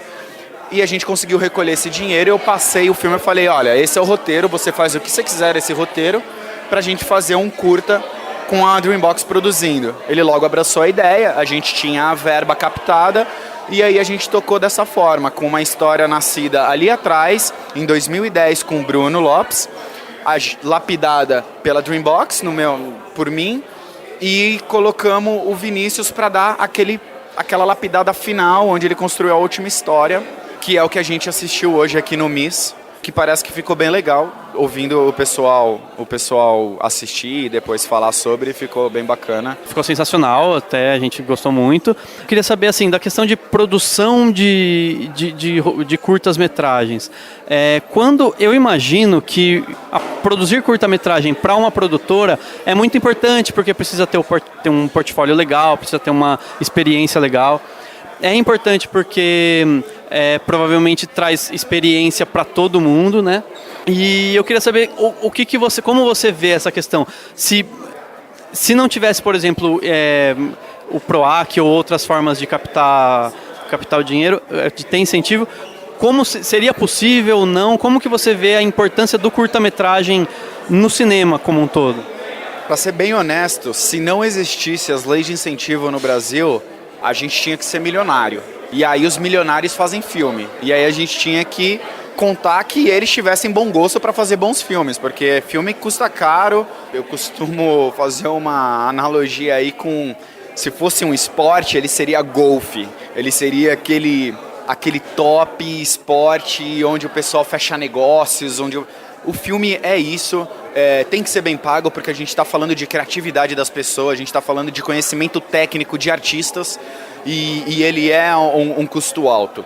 Ainda bem que a gente tem as leis de incentivo, e no Brasil tem muitos mecanismos, não só o PROAC, como eu citei, mas tem a Rouanet, como todo mundo sabe, a antiga Lei Mendonça, que está sendo reformulada agora, que provavelmente para esse ano ou para o ano que vem ela vai ser reformulada. E a Ancine, né, a agência de cinema, que tem todos os artigos para a gente poder fazer a captação.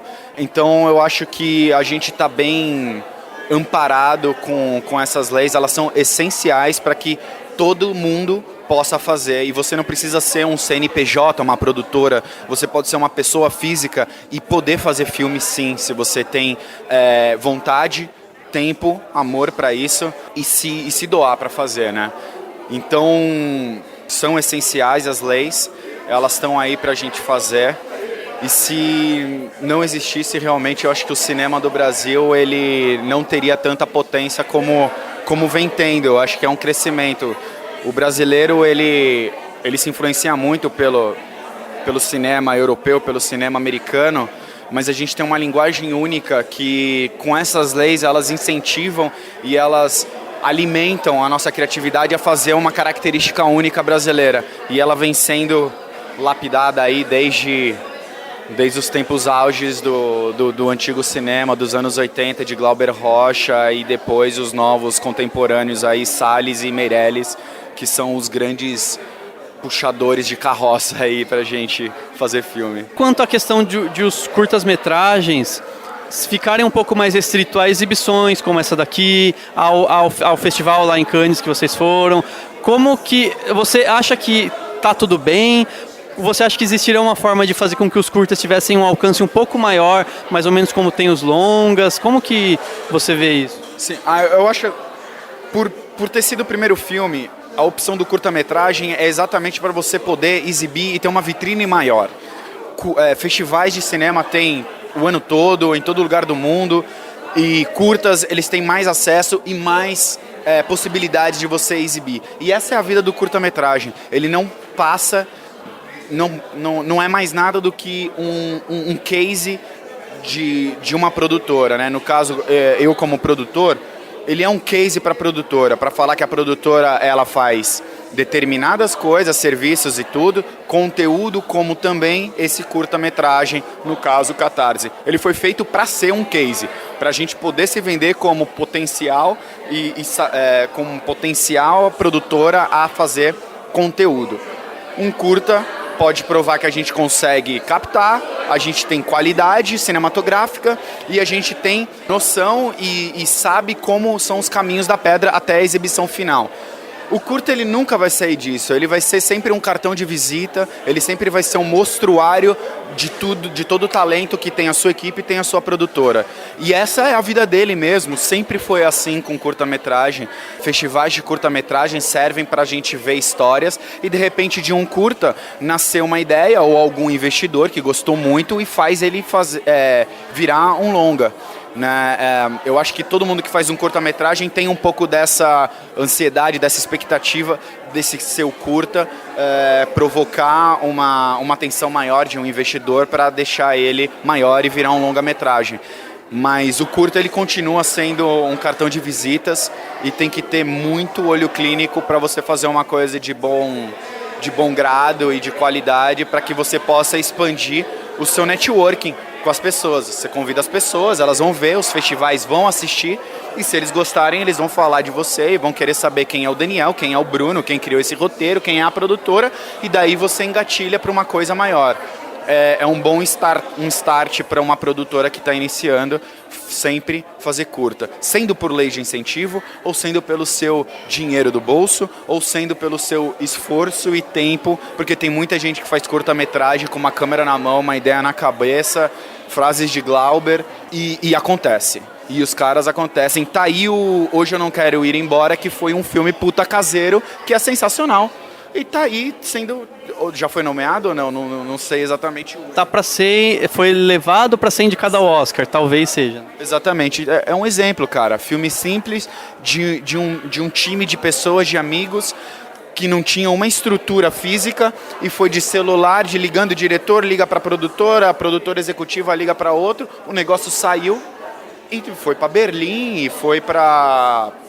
Acho que eles foram Berlim e foi pra Veneza também e super premiado. Eu acho que é um estímulo, você tem que assistir o filme como um incentivo de te motivar a fazer também, dá pra fazer. Você não precisa ser grande, você não precisa ter 8 ilhas de edição, você não precisa ter uma estrutura, você só precisa ser criativo e ter força de vontade para fazer. E só para fechar, como que vocês pretendem lidar agora com o curta? Vocês vão procurar mais festivais, mais mostras, enfim, qual que são os planos? Quem está ouvindo o podcast agora quer ver o Catarse, como que as pessoas podem fazer para ficar de olho? Sim, o Catarse, por ter sido o primeiro filme e por ter sido liderado pelo Vinícius Vasconcelos, ele selecionou por conta própria os festivais que a gente queria entrar para exibir. E ele não é um cara que pensa pequeno, então ele já botou nos maiores. Vamos botar em Toronto, vamos botar em Cannes, vamos botar em Veneza, então vamos botar no Festival do Rio, no Festival de São Paulo e tudo mais. A gente não entrou no Festival do Rio e em São Paulo ainda não saiu, se eu não me engano. Não, acho que não saiu a seleção de filmes, não. Enfim, então por ele estar guiando essa primeira leva de 2014 para o Catarse entrar nos festivais, foi por conta e risco dele, a gente conseguiu entrar nesses, que vai dar muita credibilidade para os próximos. Já conversado entre o Vinícius e a Dreambox, a gente vai fazer o Catarse ter uma vida ainda em 2015 para festival, e aí sim a gente vai fazer os nacionais, os festivais, vamos dizer, médios, festivais, como por exemplo Tiradentes, eu gostaria de colocar em Brasília, em Curitiba e fazer mais nacional e passear mais por aqui e desencanar um pouco dos festivais grandes lá fora. Fazer uns festivais menores lá fora, né? Em Los Angeles tem muitos, tem o LA Film Festival também, que eu acho que é um potencial para a gente exibir por lá. Vai ter 2015, vai ter mais festivais para quem quiser assistir e acompanhar aí o podcast de vocês. A gente pode atualizá-los e vocês puderem informar quando vai acontecer. Fora festival, acho que no própria fanpage do Catarse, né, Catarse Short Film, facebook.com/Catarse Short Film, a gente vai colocar o filme uma hora ou outra disponível ali para o público assistir mesmo, que quanto mais pessoas assistirem, melhor para todo mundo. Só para fechar, então tem alguns festivais que não tem essa restrição quanto a filme que já está disponível online, ou tem festival que impede isso? Vocês vão estudar isso, né? Sim, tem. Quando você faz um filme, não se coloca online nunca, a não ser que o seu plano de exibição ele tenha a plataforma online. Então você está fazendo um filme para ser exibido online e aí você vai fazer uma plataforma onde de repente o pessoal paga algum valor para assistir e tal. Então, se você vai fazer festivais, você não coloca nunca, a não ser trailer e divulgação, na fanpage, YouTube, Vimeo, etc., o que quer que você use. Mas, sim, se você quiser continuar com uma vida de festival, que é o nosso caso, a gente ainda vai segurar o filme para colocar online inteiro. Vai ser só depois que a gente bater o martelo e falar, acabou, festival, estamos fazendo um próximo projeto, então vamos liberar para todo mundo assistir e a história do filme vai fechar o ciclo ali. Perfeito, é isso mesmo que a gente queria. Obrigadão, Daniel. E, enfim, daí a gente conta depois com você para ouvir o podcast prontinho lá, editadinho lá. Maravilha, cara. Muito obrigado, foi um prazer. Eu nunca fui entrevistado, adorei.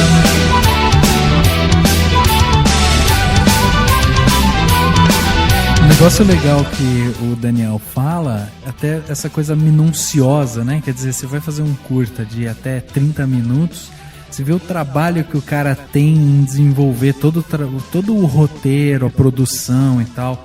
Então, até o Vinícius também comentou isso, é um trabalho que já vinha sendo desenvolvido há 3 anos, aí eles tiveram mais 1 ano fazendo as filmagens, indo atrás da direção, todo o processo de, não, vamos tirar isso daqui do papel, vamos construir um roteiro próprio para um curta-metragem, e aí daqui a gente vai atrás do diretor e mostra pro diretor, e aí essa sinergia que a equipe teve também, né, muito legal, eu acho que é muito importante para um trabalho sair do jeito que saiu.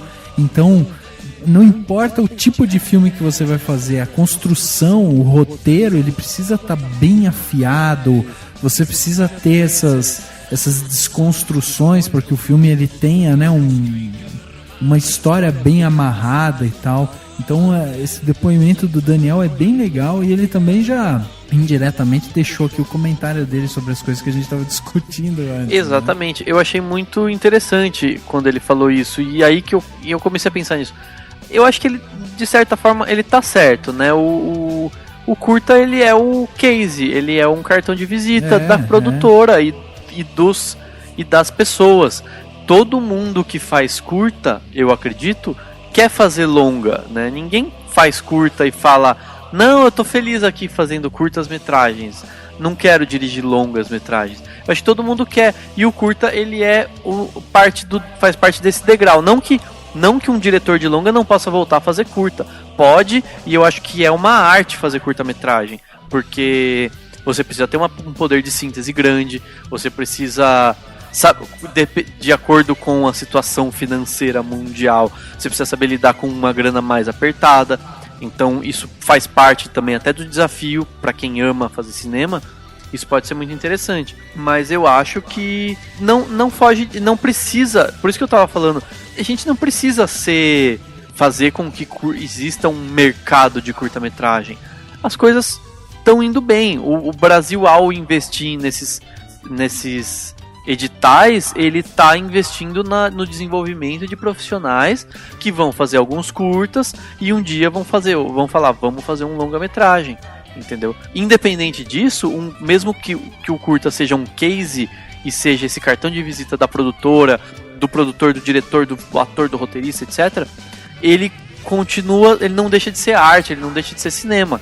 Ele só tá num lugar, no cantinho dele, e ele não tem o público e a visibilidade do longa-metragem. Eu acho que faz parte, uma coisa não diminui a outra, né? Eu não sei se eu concordo nessa parte do ser apenas um cartão de visita, porque pode ter sim diretor que seja especializado em curtas. Não acho que o curta quer dizer que você pensa pequeno, mas quer dizer que você pegou um formato que você se identifica. É que nem o diretor que gosta mais de lidar com animação ou com mais filme western, por exemplo. É uma característica. Eu não sei se sim, que nem ele como produtor. Não, eu vou pensar nisso aqui no pequeno, no curta, pra depois fazer um longa. Não, eu vou pôr o curta, eu vou ajudar, vou incentivar a colocar ele em grandes festivais. Tanto é que, como a gente falou no comecinho do podcast, existe prêmios do Oscar, que é o maior prêmio do cinema, o mais reconhecido, pra curta. E assim, o cara não fez um curta, ele falou, vou ganhar o Oscar aqui, depois eu vou fazer um filme longa e ganhar o Oscar lá também. Não. O cara deve ter feito milhares de curtas pra chegar num curta foda o suficiente pra ganhar um Oscar. Eu acho que não necessariamente. Tem vários que ganharam Oscars que eram bastante iniciantes, mas independente de Oscar, eu acho que, claro, você pode se especializar em curtas. Um diretor, um produtor, sei lá quem, pode gostar de trabalhar em curtas-metragens e tá feliz nisso. Mas de uma forma geral, né, na maioria, as pessoas, quando pensam no cinema, elas estão focadas assim, elas querem um dia produzir um longa, nem que elas tenham que produzir 10 curtas-metragens e um longa, 10 curtas e um longa. Eu acho que quando ele fala em cartão de visita, ele está querendo, na verdade, assim, deixar claro que aquele ali é um investimento que é um investimento menor do que um longa, que a produção é menos complicada do que um longa. Quer dizer, você tem ali uma coisa um pouco mais acessível para todo mundo. Tanto que ele até fala das pessoas que fizeram filme com celular, e tem hoje vários outros tipos de incentivo ali e tal. Então, quando ele fala em cartão de visita, é isso. É É você ter acesso a um material que é mais prático, né? Um jeito que você consegue montar um negócio bem mais fácil, e aí você dispara isso para as pessoas verem. O que eu estava falando antes, que é essa minha utopia, né? É que eu gostaria que os curtas-metragens fossem melhor visualizados por todo mundo, assim, que ele fosse mesmo uma coisa de massa mesmo, né? Assim, dentro dessa utopia que eu tô falando. Por isso que eu falei que se eu, por exemplo, tivesse um cinema com 5 salas e eu fosse lá colocar os meus filmes da Marvel, da DC, de tantos outros, eu disponibilizaria uma sala ou 2 desses filmes que eu colocaria, aqui eu vou mostrar curta tal, entendeu? Porque eu acho que é importante para as pessoas, inclusive, acompanharem esse caminhar. Tipo, por exemplo, isso pode ajudar a lançar novos atores, novos diretores, novos roteiristas. Imagina, você vai ver um filme do Vingadores 8 e aí você chega lá e fala, tipo, eu vi o Catarse dentro do, né, antes do Vingadores 8, depois eu vejo o Bruno Lopes na novela das 8. Eu vou falar, cara, eu vi esse cara lá naquele curta que eu assisti e tal. Então eu acho isso. Eu acho que o cinema é uma mídia de exposição. E aí quando eu escuto o Vinícius falando, a sensação que eu tenho é essa, que devido ao pouco recurso, você não tem muita exposição por ser um curta e tal, os caras têm que suar a camisa para fazer a distribuição do filme, para fazer, né, inscrever em festival e tal. Então, assim, sem dúvida, quem faz curta, quem corre atrás, faz um curta e tal, é a pessoa que ama mesmo aquela arte, né, que veste a camisa e fala, vou investir nessa arte aqui porque eu quero mostrar minha criatividade mesmo, né? Quero mostrar do que eu sou capaz. E isso é muito legal. Né? Sobre essa sua ideia, Rafa, eu acho assim, talvez seria legal se as salas exibidoras disponibilizassem realmente mais algum período ou fizessem pequenas mostras, né? Do tipo, pegar uma sala e todo, sei lá, uma vez por mês que seja, vamos exibir tantos curtas-metragens. Você paga o ingresso e entra quantas vezes quiser. Não sei, alguma coisa nesse sentido. Mas só pra... Cara, é que tem tanto filme bosta no cinema. Sim, mas as pessoas pagam. E se você precisar pagar suas contas sendo dono de uma sala de cinema e tentar 2 vezes fazer um festivalzinho de curtas porque você quer que as pessoas assistam mais esses curtas maravilhosos que tanta gente faz com tanto gosto. E daí ninguém vai lá. Então. E aí ninguém vai lá e paga, e você vai falar, bom, não vou fazer mais porque eu preciso colocar o Vingadores 55 pra ganhar minha grana.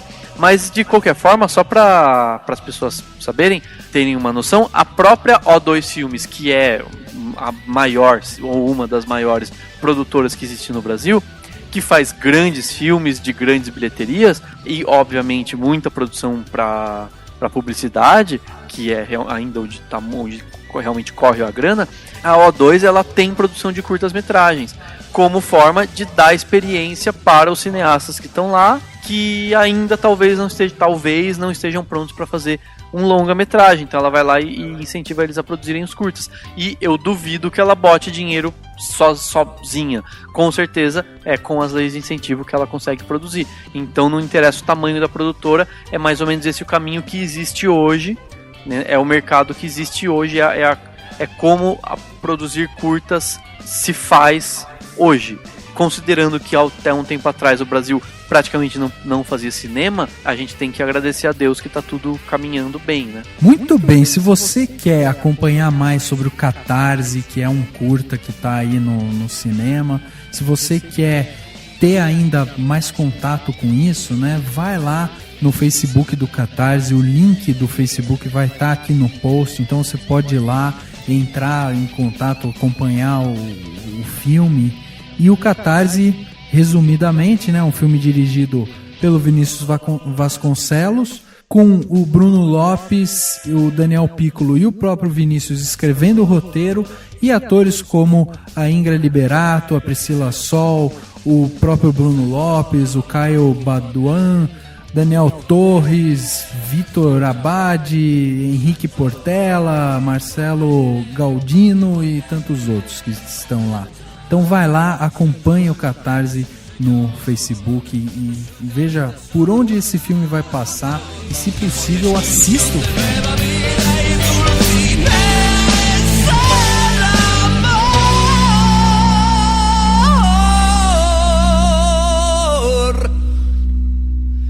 Es el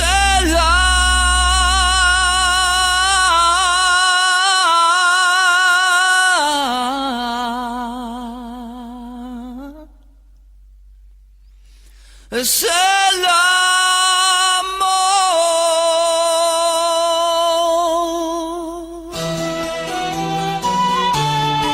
es el amor, oh.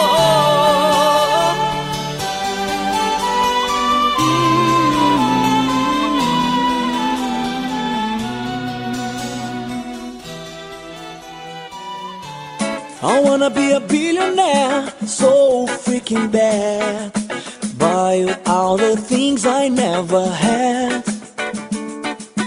I wanna be on the cover of Forbes magazine, next to Oprah and the Queen.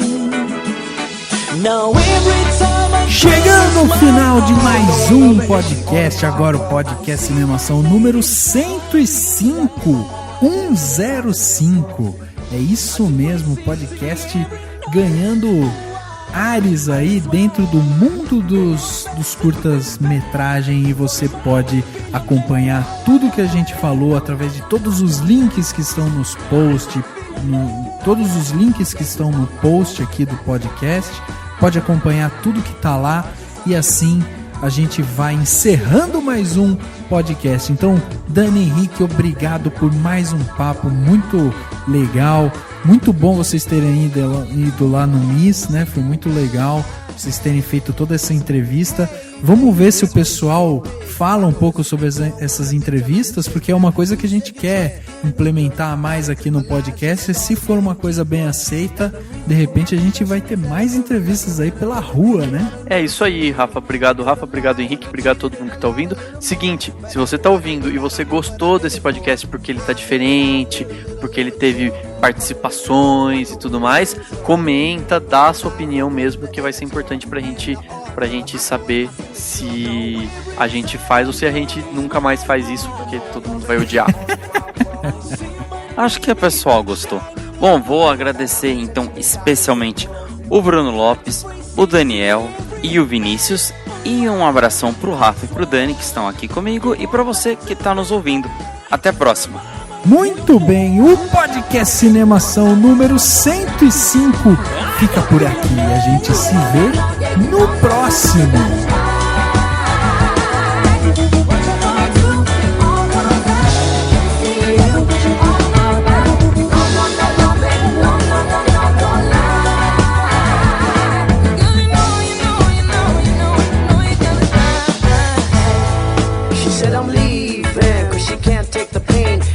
To continue this love, it ain't the same. Can't forget the things that I've done inside her brain. Too many lies committed, too many games. She feeling like a fool getting on the last train. Trying to maintain, but the feeling won't change. I'm sorry for the things that I've done and what I became. Caught up in living my life in the fast lane. Blinded by lights, cameras, you know the fame. I don't know the reason why I did these things. And a lie, and a lie, and a lie, and a lie. And now our emotions are drained. No, every time I close my eyes, even though I love her and she all in my world, I see my name is shining light. I give her all my attention and diamonds and pearls. A different city every night. Oh, I swear they won't better prepare for a mama billionaire. No, no, no, no, baby, no, no, no, no, don't lie.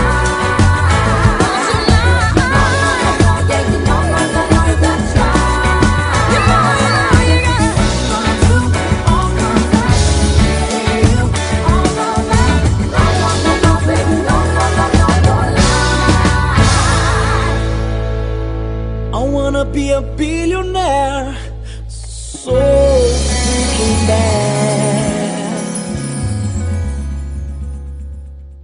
Ação. Só pra deixar claro, o Daniel Piccolo comentou, ele usou o termo "hoje eu não quero ir embora", ele se referiu ao filme Eu Não Quero Voltar Sozinho. E tem o Eu Não Quero Voltar Sozinho, que é o curta, que inclusive dá pra todo mundo ver no YouTube, quem ainda não viu. E tem o Hoje Eu Quero Voltar Sozinho, que é o longa, que tá nos cinemas, tá correndo aí. E é um filme que o Henrique deveria ter citado no começo, quando ele citou curtas que viraram longas. Esse é um caso brasileiro que o Daniel Piccolo citou e que realmente é muito interessante, porque ele meio que continua a história, né, de um curta para um longa, e foi nesse sentido de correr atrás, ralar, fazer e daí conseguir grana para fazer o longa. É isso aí. É que como eu tava com o Daniel durante a entrevista e eu sabia que ele tinha falado isso, eu não quis dar spoiler, entendeu? Entendi. Esse podcast foi editado pela Isso Aí Design. Tudo isso é forma com função. É design estratégico. É isso aí.